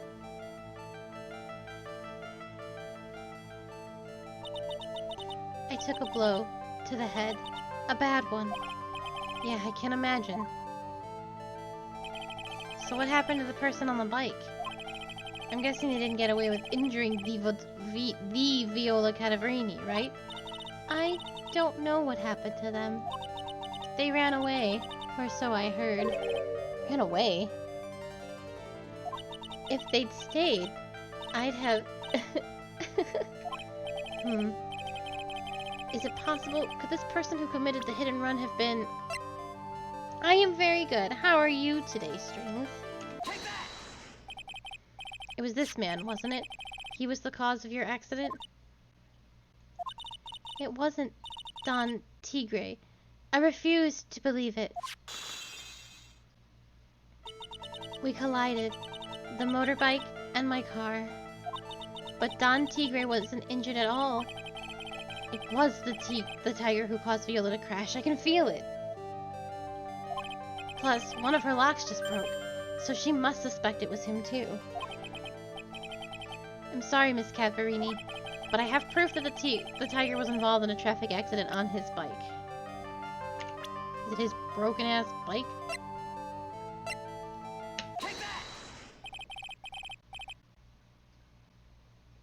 The Shrimpies are doing very, very good. They're cleaning up the tank super, super nice. So everything looks very nice in there. They were all playing in the bubbler and having a little shrimp rave last night as I was going to bed. And they are all sleeping right now for the most part. It's not exactly a motorbike, but Mr. Tigre rides around on a scooter, doesn't he? And you'll notice that the front wheel guard is badly damaged. Miss Cavarini, you know the truth, don't you? This repair bill was paid by Furio Tigre. The Catarinis have known for ages who caused the accident, haven't they? It's possible, perhaps. Somewhere inside me, I know that may be true. I knew it. But Don Tigre still saved my life. The operation was very complicated. It was very, very expensive. How much are we talking? Very, very, very expensive. She seems kind of hesitant about giving me an actual figure. I should back off. Well, anyway, it was the tiger who paid for it, right? After I recovered, Don Tigre told me he said he paid for the operation because he cared about me. I believe him. Really? But do you honestly believe that to be true? Do you want to know what I think? I think the reason he paid for the operation wasn't because of you, but someone else. Perhaps I shouldn't be saying this, but your grandfather, Bruto Catarini, controls a lot of dubious cash, right? And you are his beloved pride and joy. Sure, I don't know exactly how much the operation cost, but if you weren't the granddaughter of Mr. Catarini, do you think Mr. Tigre would have paid the money? $1 million?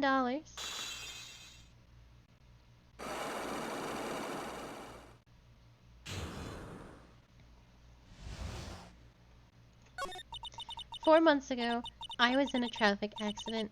That's why I needed the operation. When I woke up, they told me it was nothing serious, a simple procedure. Oh, really? Well, I guess if she recovered in 4 months, it couldn't have been too big.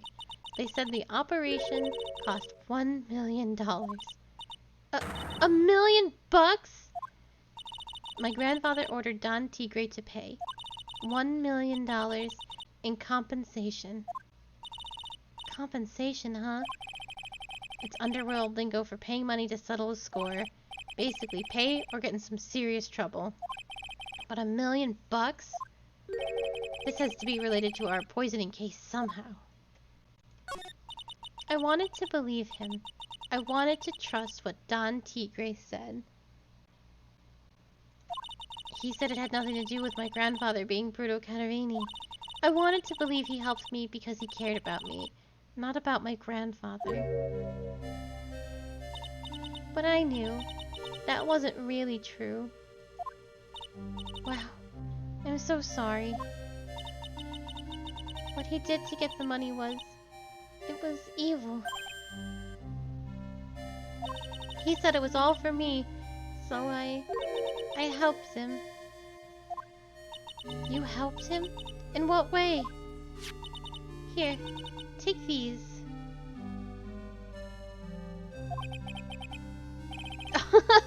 What are these? Medical papers? I'm Bruto Canavini's granddaughter. He had to pay compensation. He was made an offer. He simply couldn't refuse.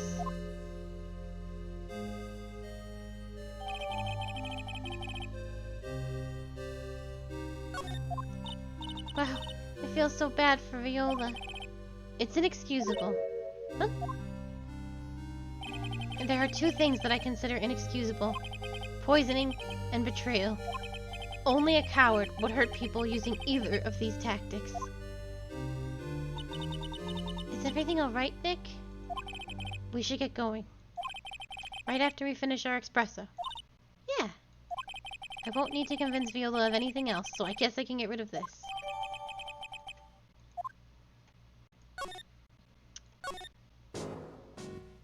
Okay, so we have one more lock to get rid of.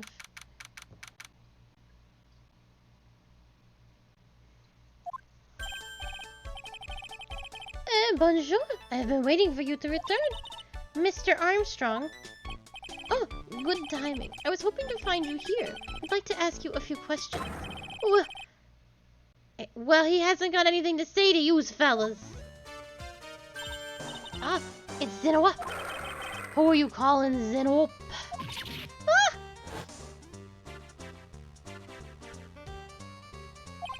Come out from under the table already, Maya. Okay, hand it over. What?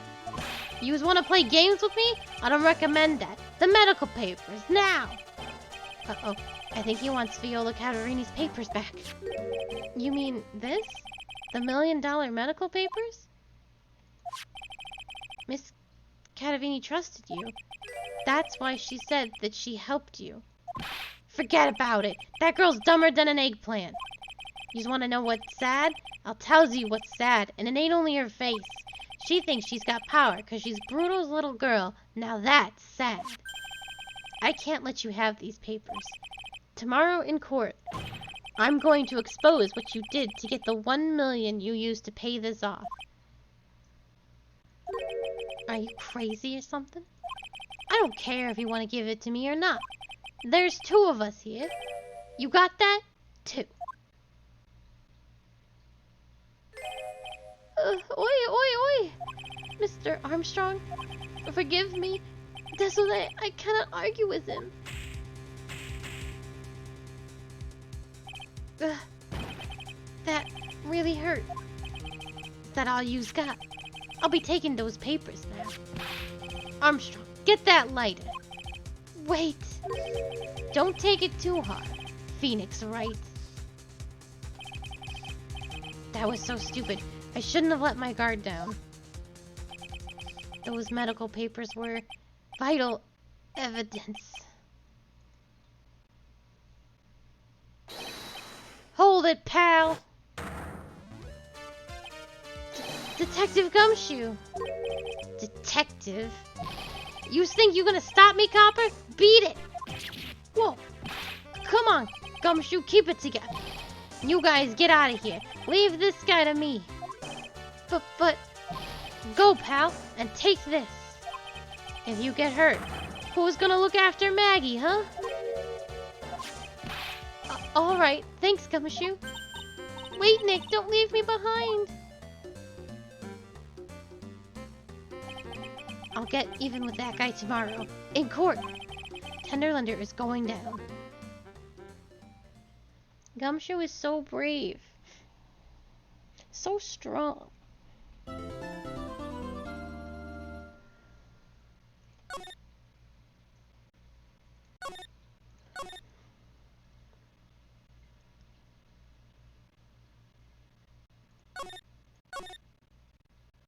Okay, court time. I thought for sure that I had psyche locks for Armstrong, but... Good morning, Mr. Wright. Good morning, Maggie. So, what do you think is going to happen today? Yesterday's session didn't go so well, and ended on a giant mystery. That's true.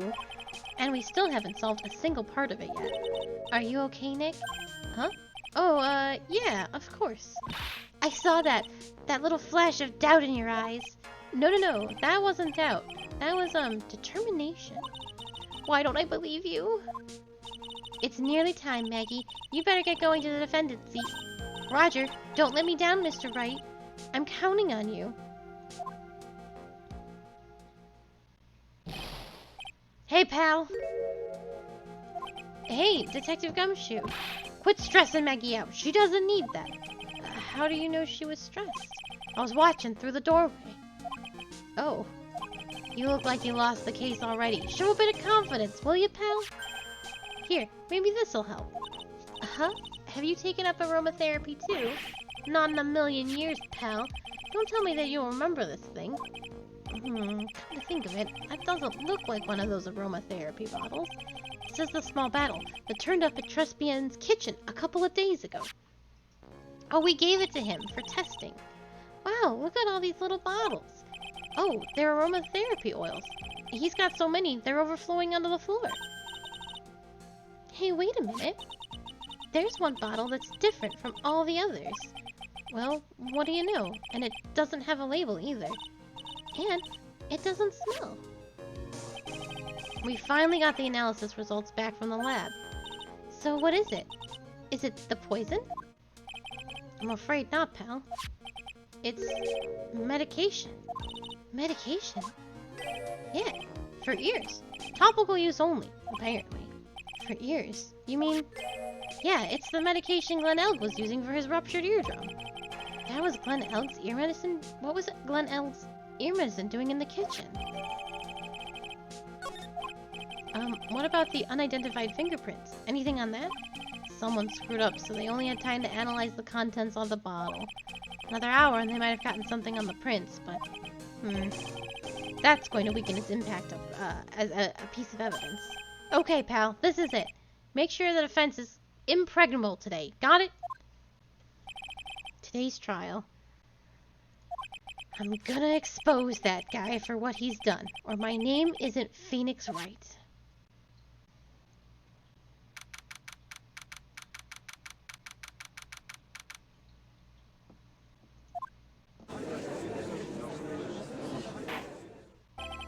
Court is now in session for the trial of Maggie Bird. The defense is ready, Your Honor. Ready and waiting as always, Your Honor. Very good. Then we'll get underway at once. Yesterday we heard the testimony of Mr. Victor Kudo. He claims to have witnessed the defendant putting a powder into the victim's coffee. However, the witness's testimony was plagued with a number of problems. The mark on the rim of the cup shows that the victim drank from it with his right hand, but according to the old man's testimony, he picked it up with his left hand. Thank you, Mr. Godot. Furthermore, according to the witness's account, the victim was listening to the radio with an earpiece in his left ear. Yet the victim's left eardrum was ruptured, which made him effectively deaf in that ear. And amazing how many contradictions a single case can have, huh, Nick?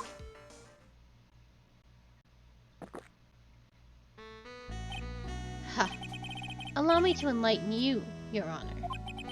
The world, you see, keeps turning, and we must turn with it. You've lost me already, Mr. Godot. Don't let the mysteries of yesterday mystify you today. Only losers think like that. You've got to change with the times. That's one of my rules. Are you implying that you've resolved these contradictions? You know the answers to these riddles? The old guy wasn't just throwing seed in here. He was throwing us off the scent. And today I'll prove it. I fucking love Godot. Very well. Let the first witness take the stand.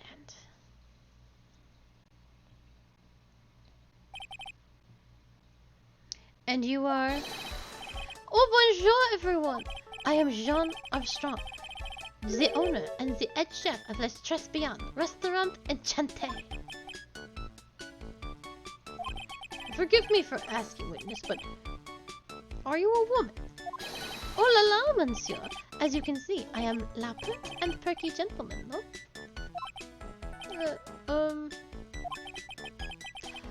It's so weird and uncomfortable how they handle them, sure. Oh, it could be worse. It could be better.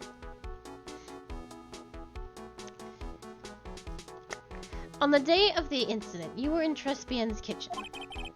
It's very uncomfy. I wish we wouldn't do that so much. Like the constant... Isn't that right? With humans, yeah? Everything feels right.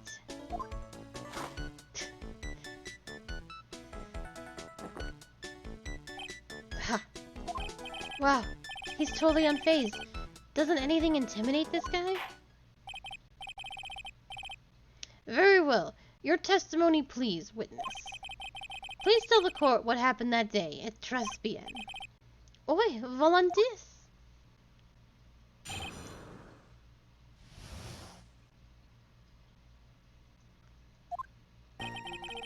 When it all happened, there was just 2 customers in my restaurant. I remember I was experimenting with some new art deco that day.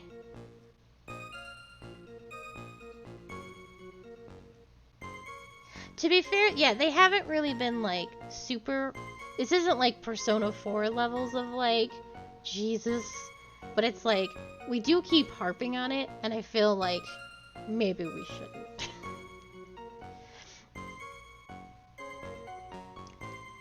I was experimenting with some new art deco that day. Like having a large mirror between the tables, for example. Oi, perhaps that is what the old man was looking at. The coupe, la earpiece, and the glasses. I would have seen everything in reverse, no? A mirror? Oi, grand mirror. The most enormous mirror.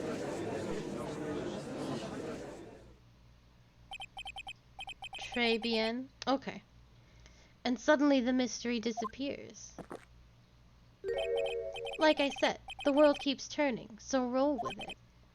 I would explain the coffee cup and the earpiece conundrum. The mirror would have made everything appear back to front. What the heck? It's way too early in the morning for this to be happening to me.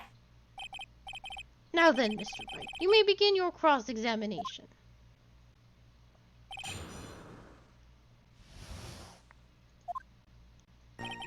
When it all happened, there was just 2 customers in my restaurant. I remember I was experimenting with some new art deco that day. Oh, I am not actually... I almost opened Hades as I was trying to get back. God, I would love to play some Hades right now. And who were the 2 customers exactly? Mus, of course, the young man who died. And the other not-so-young man. You are referring to yesterday's witness, I presume. What about the other man? Maggie says she saw at the table. Something tells me Mr. Armstrong isn't planning to disclose his existence. We need hard evidence first before we can bring him up, don't we? I guess I'll just have to try a different approach for the time being.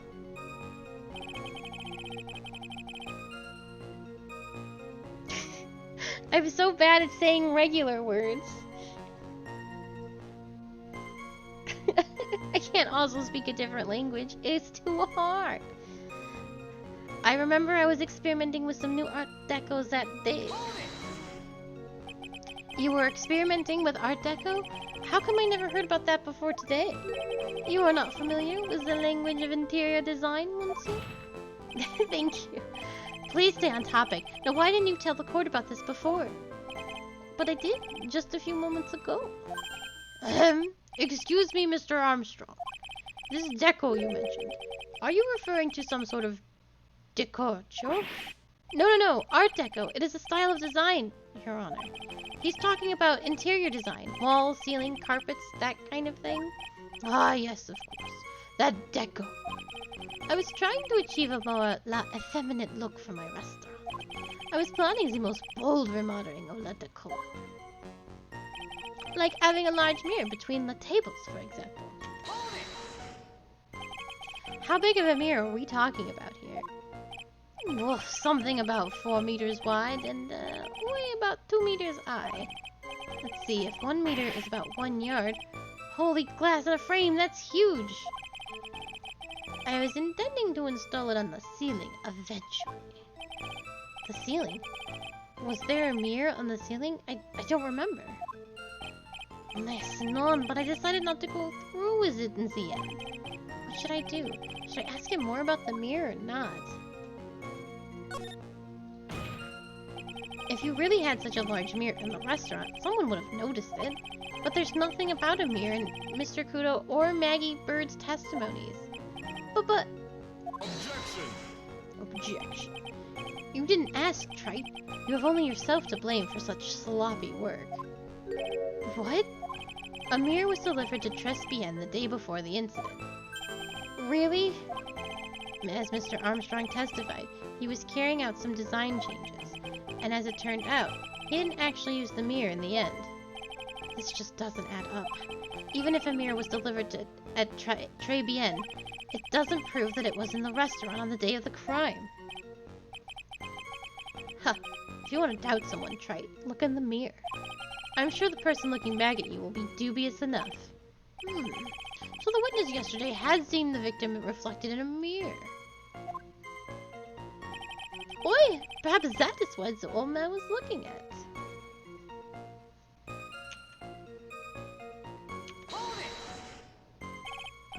Normally I'd expect people to know the difference between a reflection and a real object.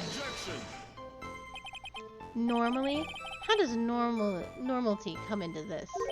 That's lame, Trite, even for you. Huh?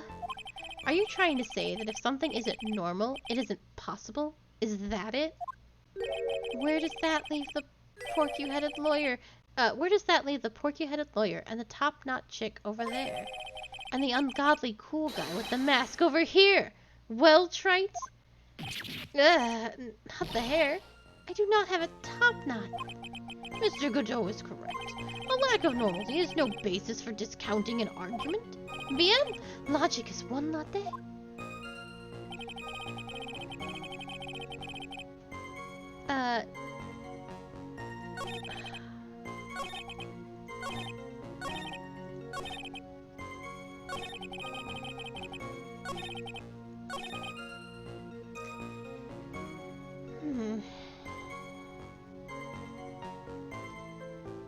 I feel like that's bullshit.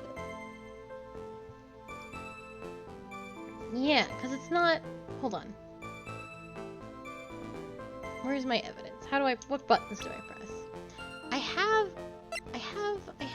the scene of the crime. I feel like... I should... If there were mirrors there, it should be on my crime scene thing. Oops. Oh, fuck.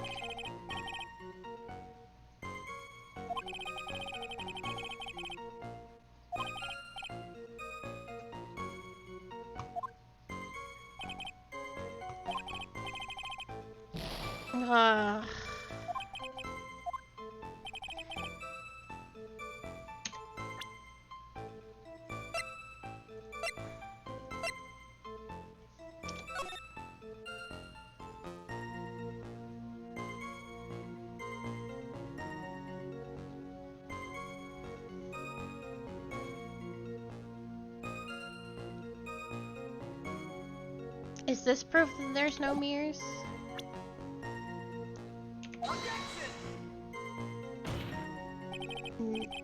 Oh, fucking.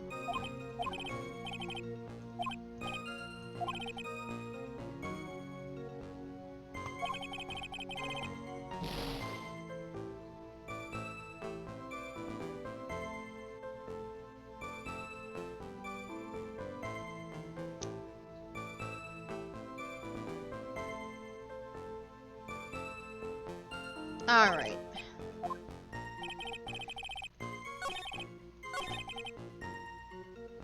I didn't actually press this. Everything? He would have seen everything in reverse? Oi! Hey Nick, we should take a sec and think about what old CD said in his testimony. How did he phrase it again? The boy was wearing the earpiece on the same side of the green lens of his specs. No question, you can lock me up if I'm wrong. It was his left ear without a doubt. And then he used the same hand to pick up the cup, his left hand.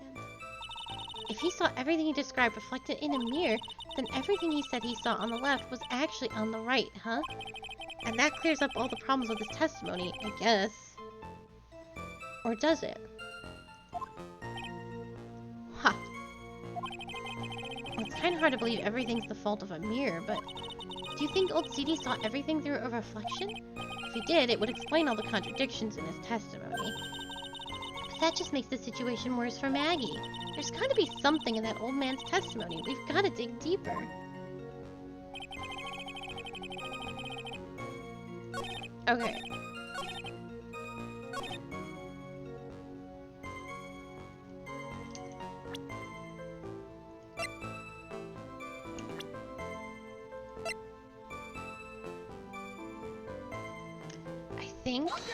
There we go. The coffee cup, the earpiece, and the HMD. Let's think back over Mr. Kudo's testimony for a second, shall we? The boy was wearing an earpiece on the same side of his green lens of his specs. No question, you can lock me up if I'm wrong. It was his left ear without a doubt.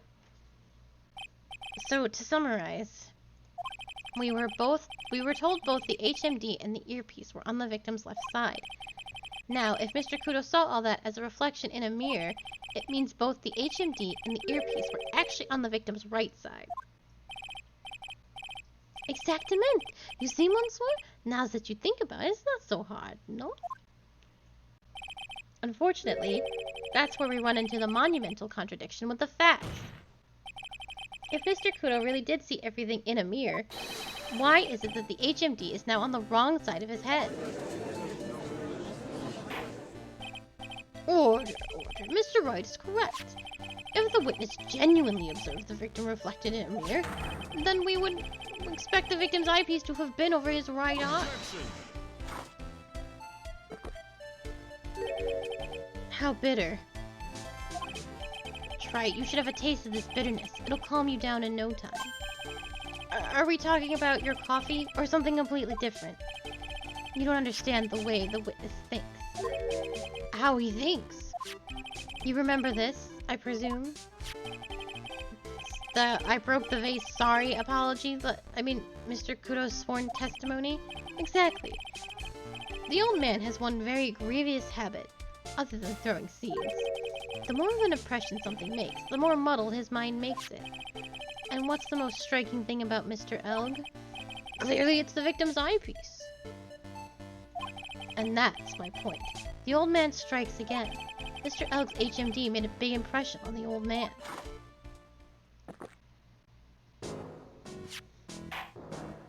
I saw the earpiece and those newfangled spectacles he was wearing. Oh yes, they were both in his left ear. Do you hear? His left ear. Huh. Well, trite. That's the worst but best impression of Kudo ever. Wow, I really thought he was old CD for a moment there. Kudo's good. Enough.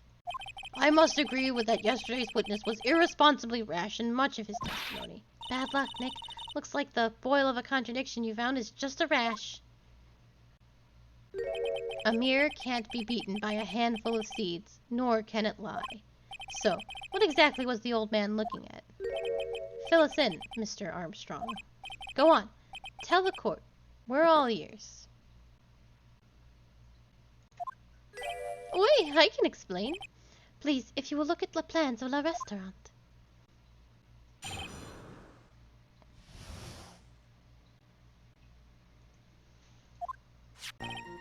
Los, is everyone sitting comfortably?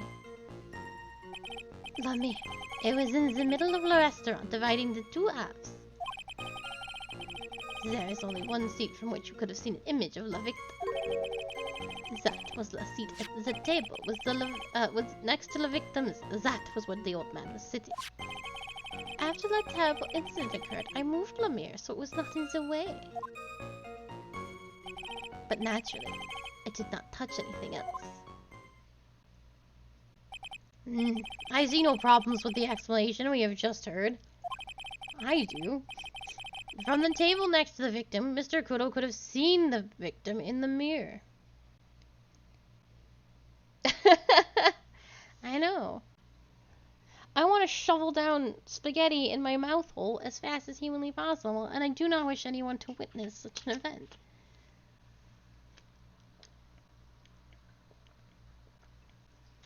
Me slurping up the noodles like I'm some kind of bird chowing down on some worms. Just Hello, Zeb, and good evening. What a naughty little coquette I am, confusing all the men like this. Don't worry about it. We can keep up, except for the guy breaking out in a cold sweat over there again. Ugh, I hate that guy. You said you didn't touch anything else apart from the mirror. I'm good. How are you? Are you quite sure about that? Voluntas, of course. Very well, Mr. Wright. Your cross-examination, if you please. Excellent. It's nice to see you here, Zeb.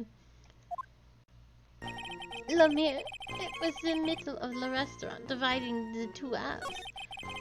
Oh, I keep doing that. So, run this by me again. The mirror was here, correct? Oi? Oi? Really?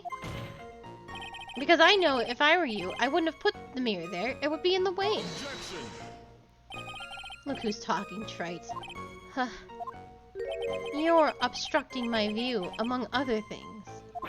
But this is my seat in the courtroom. Tribien's charm is that it gives you the impression that you're the only customer. Temporarily placing a mirror in that spot would hardly be in the way. Unlike you, trite.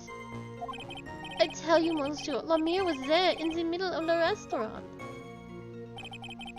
There is only one seat from which you could have seen the image of la victim. And where would that be? Oh la la, look how you lean towards me. I always attract the younger boys. Maybe I should keep you in suspense a little longer. Mr. Armstrong, tell the court what you know at once. I attract the older ones too, you know. And handsome. Shall I tease you too? No. I've already seen a very hot someone, so I'm afraid you'll be waiting for a long time. Is he talking about his coffee? I bet she has mocha cream skin and cappuccino perfume. Bien, I will tell you. There was only one seat from which you could have seen. That was the seat at the table next to the victim. That was where the old man was sitting. After the terrible incident occurred, I moved Lemire so it was not in the way. Oh, I keep on doing this. I'm like super lost. There we go. So why can you only see the victim from that particular seat? Yes, monsieur, it is obvious, no? If you look at the plans, you will understand. The victim would have been reflected in the mirror, like so. If you were sitting at the table next to him, you would see everything, no? So that's the seat old Stevie was sitting in on that day when the poisoning happened? The old man was sitting at the table next to the victim? Why does that seem kind of odd? Okay, hold on. Wait, stop it. Oh, crap. It's pretty strange, though, isn't it? I mean, nobody mentioned anything about a really large mirror. You'd think someone would have, but Maggie didn't, and neither did old Sadie. And the only logical explanation is that there was no mirror inside Tribien that day. Now we've just got to prove it, somehow. I can prove it. This is what I was trying to prove before. I was just way ahead. Is this...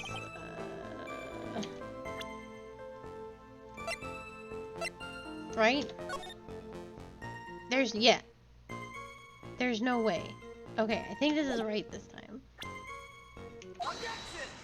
Oh, thank God. This piece of evidence contradicts with the testimony we have heard, Your Honor. Oh, shit. It doesn't... The crime photo? Oh, you gave me the same sort of text response when I'm wrong, so I was like, please.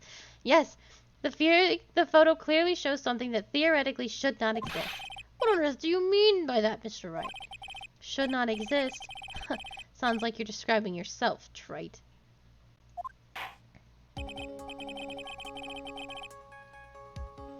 Now then, if the defense would please clarify its statement.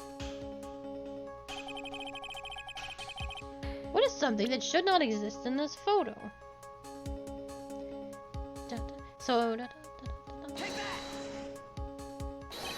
I think it's pretty obvious that this should not be in the picture. The vase? What possible connection does it have with the witness's testimony? Your Honor, I'm telling you that there should have been no vase on this table.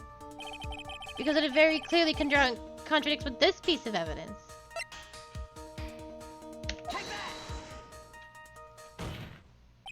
There is one thing that was clearly demonstrated by yesterday's testimony. Mr. Kudo broke the vase that was on the table where he was sitting. And yet, as the court can see, there is an unbroken vase on the table next to the victim.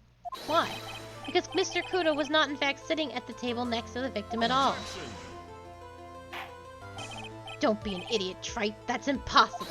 The seat's the only one Kudo could have seen the victim's reflection from. Exactly. There is only one conclusion we can draw from this contradiction. There was no mirror in Tribulations that day. Your testimony, Mr. Armstrong, is an elaborate lie. Mon Dieu!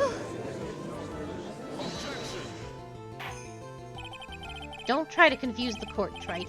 Obviously the witness cleaned up with the vase, while the police were taking their time getting to the crime scene. Unfortunately, Mr. Godot, that doesn't quite work for me. Mr. Armstrong already testified to the contrary in his own words. I did not touch anything else, except for the mirror. Ugh.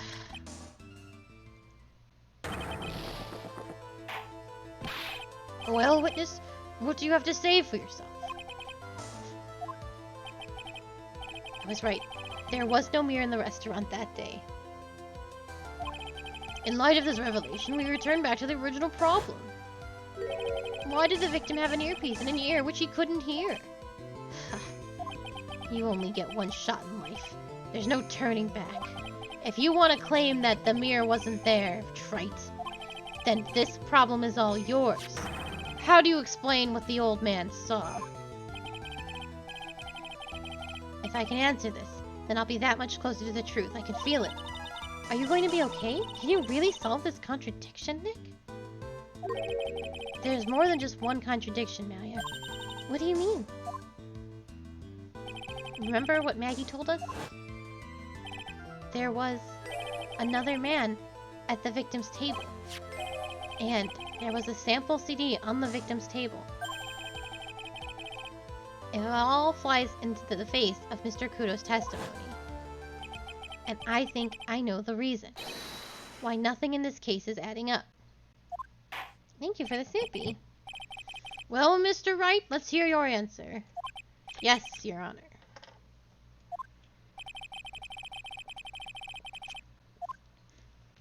The reason behind all the contradictions in Mr. Kudo's testimony is simple. What? We can't say that Mr. Kudo is wrong, because then we lose our traction. So that's not it. The ear doctor made a mistake. I don't have any way of proving that. The victim was a phony.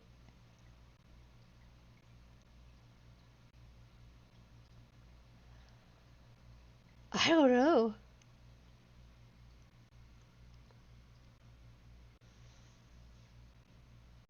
It's...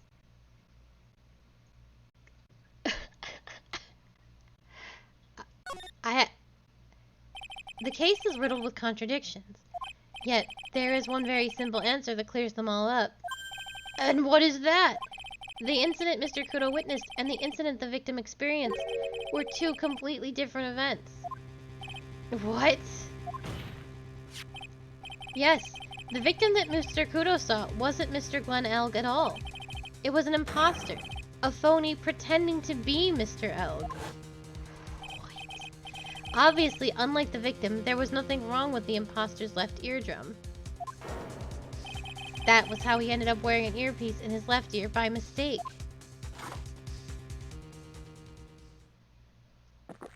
I'm yeah, me too, Godot.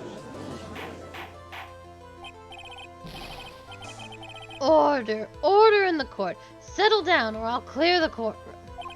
Quiet, Gramps. Why don't you clear out of here, huh? What did you say? Trite, are you saying that what Mr. Kudo saw was a setup? Yes. somebody pretended to be Glenn Eld and acted out the whole coffee poisoning. All for the express purpose of creating a witness out of one Mr. Victor Kudo. Get real, Trite. Why would anyone want to do that? Isn't it obvious? The thing Mr. Kudo was most insistent about in his testimony was... the serving girl brought him a Javacano, but she put something in it. That's the serving girl, right? There in the defendant's chair. I remember her well. Oh, that's why Maggie sees so much different. That's why Maggie has constantly seen so much, because the actual murder happened, and then the fake murder happened later. It's so hard. I would have never guessed. I would have never guessed that a fake murder was part of the problem. like a fake. Good grief. It's so hard to believe, but there was one, and only one reason to show Mr. Kudo this fake poisoning. To show Maggie Bird in the act of poisoning the coffee. Are you insinuating that the waitress in the old man's story was a fake as well? It's the truth. It's true that there were no other customers in the restaurant at that time, but... it's also true that the chef was there. He would have noticed what was happening. That's right. Well, witness? If your restaurant really was the scene of such theatrics, you would have known about it, correct? Oh, Letha, this is most difficult for me. No, it's quite simple. All you have to do is testify. You are under oath, after all. Was there, in fact, a phony at Tribulations that day? The defense demands that Mr. Armstrong tell the whole truth about what happened.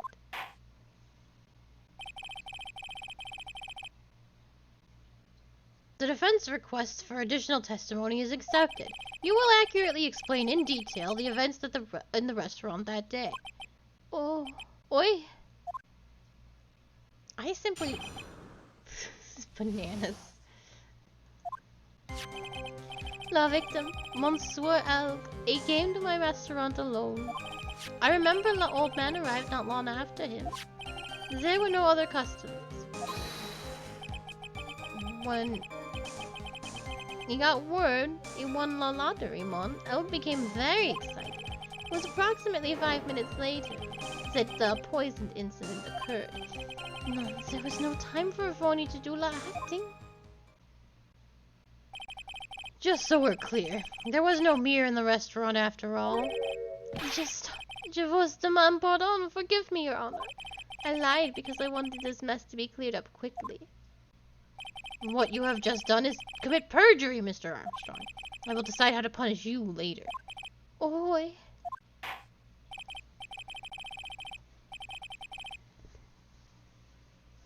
Oh, we've already had that case, Sprightly. For now, we will hear your cross-examination. Mr. Wright, if you please. He took the perjury charge a bit too well. I'm guessing he'll be in more serious trouble after this cross-examination.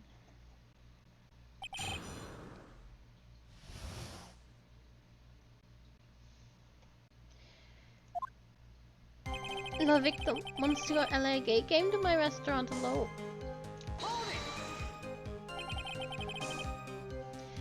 Was he alone at his table as well? Yes, I saw him from the kitchen. Yet the defendant, Miss Bird, remembers it differently. She swears there was another man in the victim's table. Ha! Unfortunately for you, Trite. Yesterday's witness also testified that the victim was alone. You know, seeing you squirm like that reminds me of a certain coffee's bittersweet bite. What kind of coffee has he been drinking? It's not coffee, it's love. It's love that's bittersweet. Hearing Maya say that makes her seem wise all of a sudden. I remember the old man arrived not long after him. By old man, you mean Victor Kudo, correct? Oi, he comes often for my special coffees. I drank your coffee once, Mr. Armstrong. It's special, I'll give you that. It's worth a sip, just for the experience. Oh, you make me so happy, monsieur. You are most welcome anytime. I said it was worth one sip. and nothing more.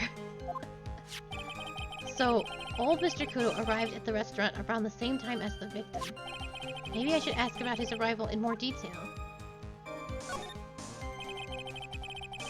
So, you're saying that not much time elapsed between when the victim and Mr. Kudo arrived. Oh, yes, that is correct. But then, that still leaves the possibility that something happened in that gap of time. And by your recollection, how much time would you say elapsed? Let me see. Approximately 2 minutes, I would say. 2 minutes, that's all. It seems unlikely that anything untoward could have happened in such a short time. Rats. I knew I shouldn't have pursued this line of questioning.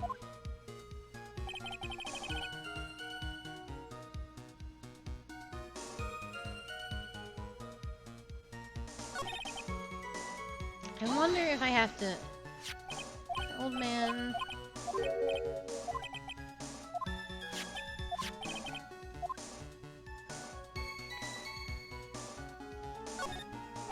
Out of curiosity, about what time was it when Mr. Kudo arrived? Oh no, I cannot remember, monsieur. I believe we were told by a witness yesterday. The crime was reported at 2:25 by a kind of scary old man, sir. Does that perhaps jog your memory, witness? The incident happened about 20 minutes after he arrived. So the victim must have arrived between 2 p.m. and 2:10, huh? Oh! Just after 2, huh? Thank you for your help in jogging my memory, monsieur. You are wonderful. I can't sit here all the time and do nothing now, can I?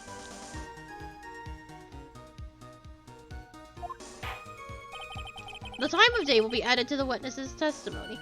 Excellent. That's exactly what I needed. Oh, Monsieur Judge, everything I do it for you. Merci bien. That's French, isn't it? I'm glad at least one person is in a good mood. He's even humming a song to himself. I remember the old man arrived not long after, just after 2 p.m.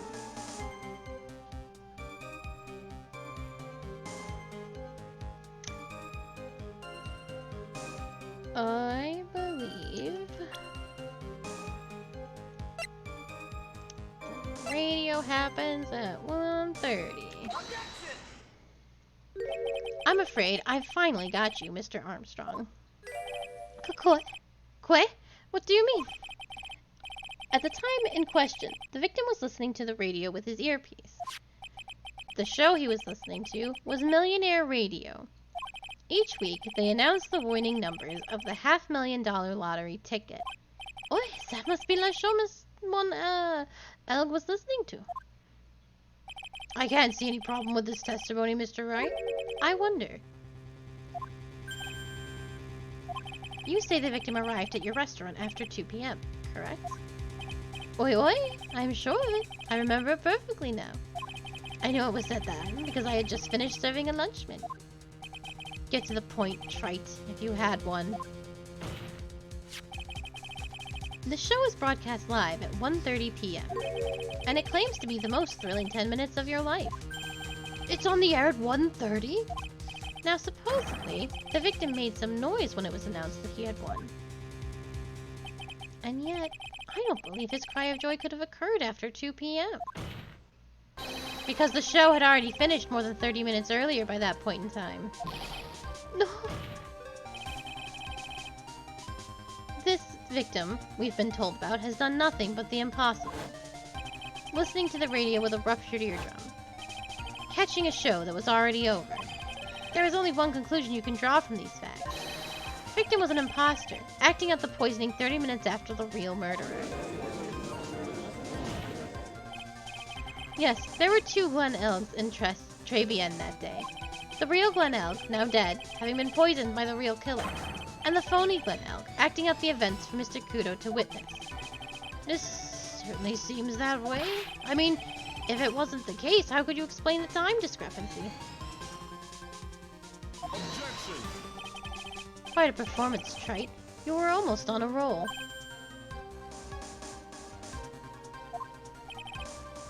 But sadly, you lack the rock-hard foundation of rhythm to build your song.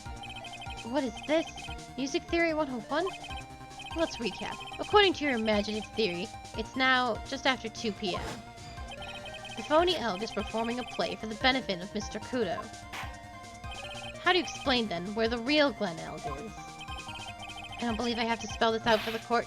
However, at that time, the real Glen Elg was already dead. That's certainly the obvious conclusion. Objection!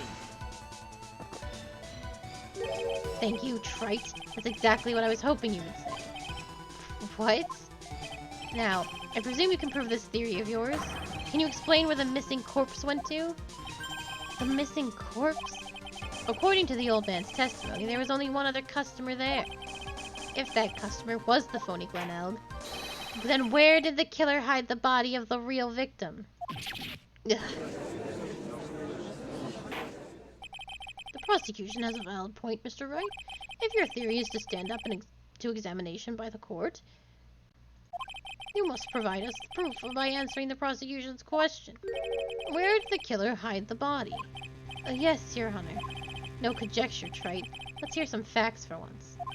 Show the court a piece of evidence that proves where the body was hidden. Evidence? Well, what's with all this intense pressure in here all of a sudden? I thought I had him with that contradiction.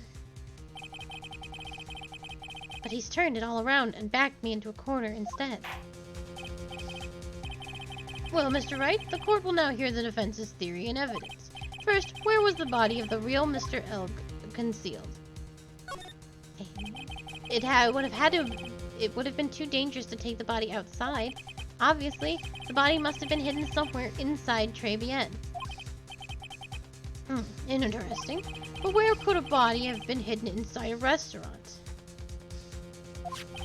Perhaps you would care to show the court on these plans, Mr. Wright? Yes, Your Honor. The exact location where the body was concealed inside Tribulations is... kitchen? The body was hidden here. I see. Nice supposition. But the real question is, can you back it up? Where is the evidence that proves the body was hidden in that location? Medicine was found there. Mr. Armstrong, do you recognize this bottle? No. I've never seen that ugly bottle before in my life. I only use the very best bottles, monsieur. The highest quality, only for me. Where was that bottle found, Mr. Wright? Interestingly enough, Your Honor, it was found in the kitchen of Tribulations. Echo. But I only ever use these bottles for my aromatherapy oils. But this bottle doesn't contain aromatherapy oil, Mr. Armstrong. No, it contains a medication. What kind of medication? I'm sure everyone remembers, don't they? That Mr. Elg visited an ear clinic and was given medication that day. You can't be serious. The defense had the contents of the bottle analyzed, and I have the lab results here. The contents of the bottle match the prescription that was given to Mr. Elg. Glen Elg's murderer hid the body in the restaurant kitchen, at which time this bottle fell out of the victim's pocket. Mr. Armstrong, when the incident occurred, didn't you say you were in the kitchen?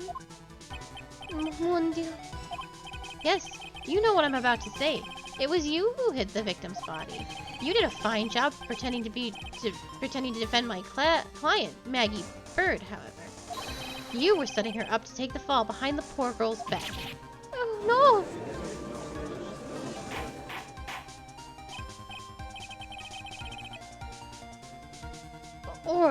Order! This is an extraordinary development. Witness, did you murder Mr. Glen Elg? Never! I could not do such a horrible thing.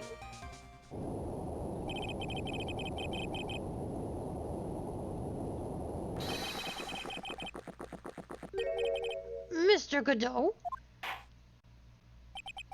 The bitterness. Every time I get lied to, I always down a mug of coffee. That's one of my rules. Do you have the slightest idea how many cups you've had by now? Then I like to do the same to the person who lied to me. I like to take them down with my empty cup.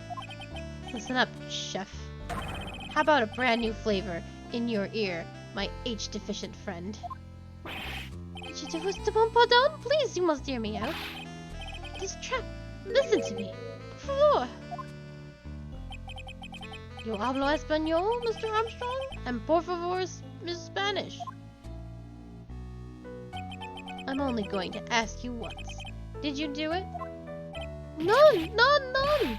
Absolutely none. Let's hear it. You've got one shot. Right, Gramps? Witness, the court will permit you the chance to make one final statement. If you lie under oath again, Mr. Godot's coffee mug awaits you. As does my gavel. Oi, it is clear. What do they always say in the movies? I've got a bad feeling about this.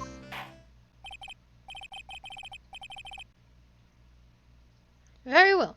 Begin your final testimony, Mr. Armstrong.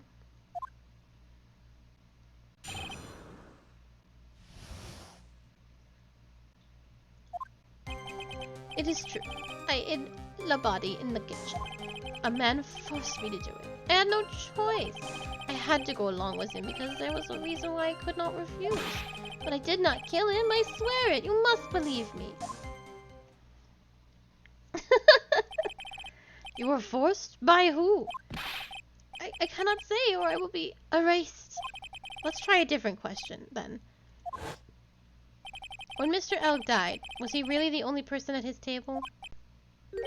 There was.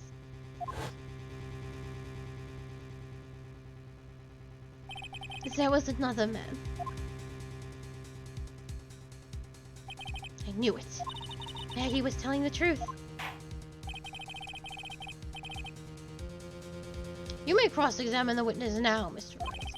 There's just one more thing I need to do. I've got to break this guy and get him to tell us the name of the real killer.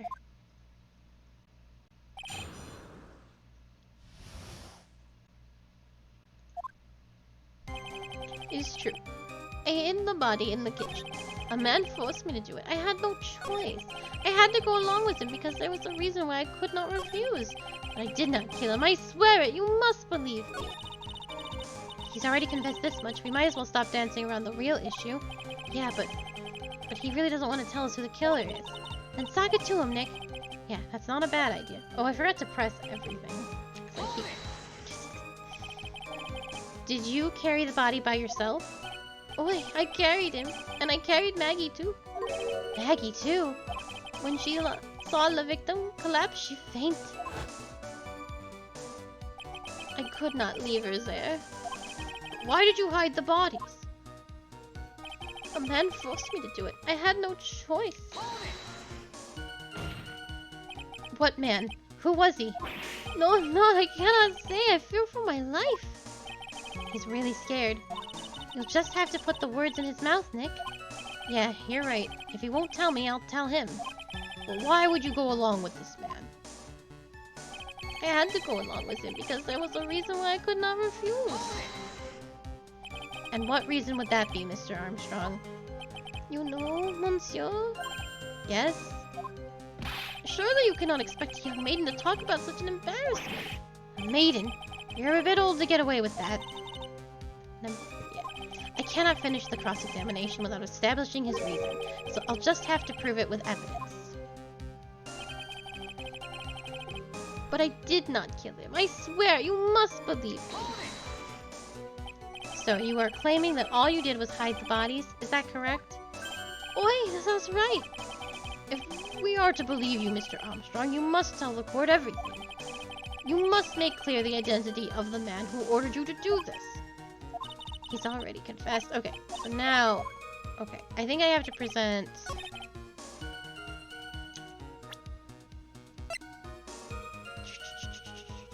No, profiles.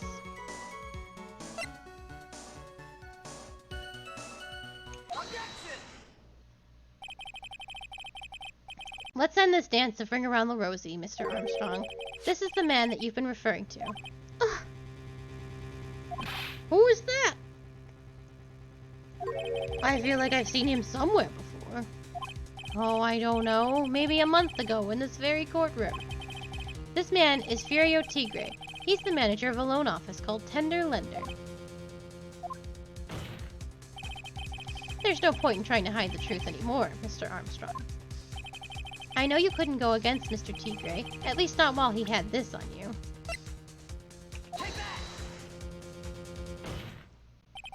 A $500,000 loan from the black market, from a black market loan shark. And you had no way of paying it back, did you? That's why you were forced to do anything. This man told you. Oh, it is as you say. Mr. Armstrong. The tiger. He told me he was going to use my restaurant for a business rendezvous. On the day in question, he was meeting a victim to demand that I repay his loan.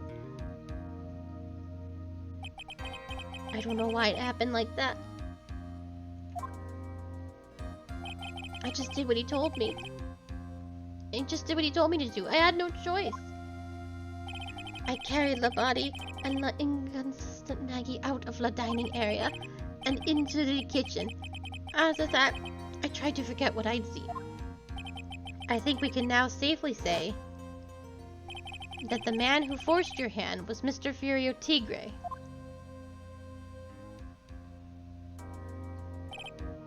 I do have one further question for you, Mr. Armstrong. The poison and the lottery ticket that were found in the defendant's apron pocket. Was that your doing as well? None. I knew nothing about that. Making it look like it was Maggie who had done it. I was not. It was despicable. Mr. Godot, you will summon this Furio Tigre as a witness. I doubt that can be arranged today, so we will adjourn for now. Proceedings will continue tomorrow.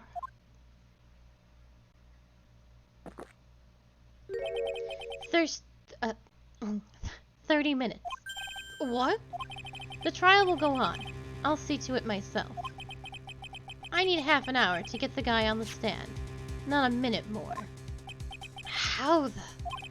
Don't sit back and relax yet, Wright.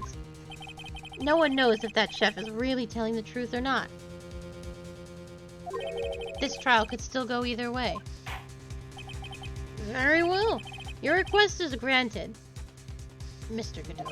We will resume once Mr. Tigre is ready to take the stand. Until then, court is adjourned for a 30-minute recess.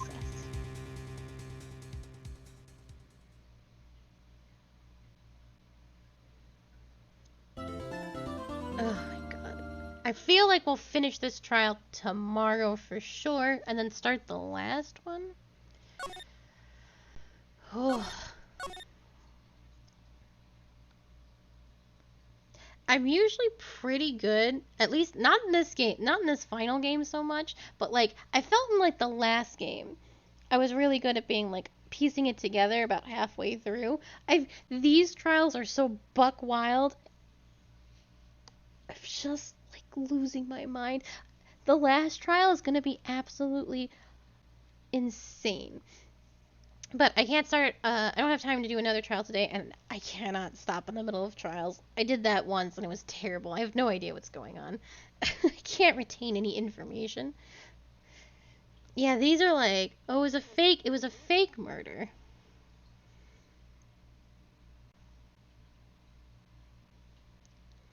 Oh my goodness. Okay, that will be, we will have, let's say, Wednesday, my dudes? It is Wednesday. So there'll be more Phoenix Wright tomorrow at 2 p.m. EST, but I will be back in an hour and a half with more Near Replicant. I think it's more side questing. I think it's just a week of side questing. But I'm going to spend my break eating lunch and fishing. So it'll be very exciting. So I hope to see you all there. I hope you all, if not, I hope you all have a very lovely afternoon, and I hope to see you soon. Goodbye.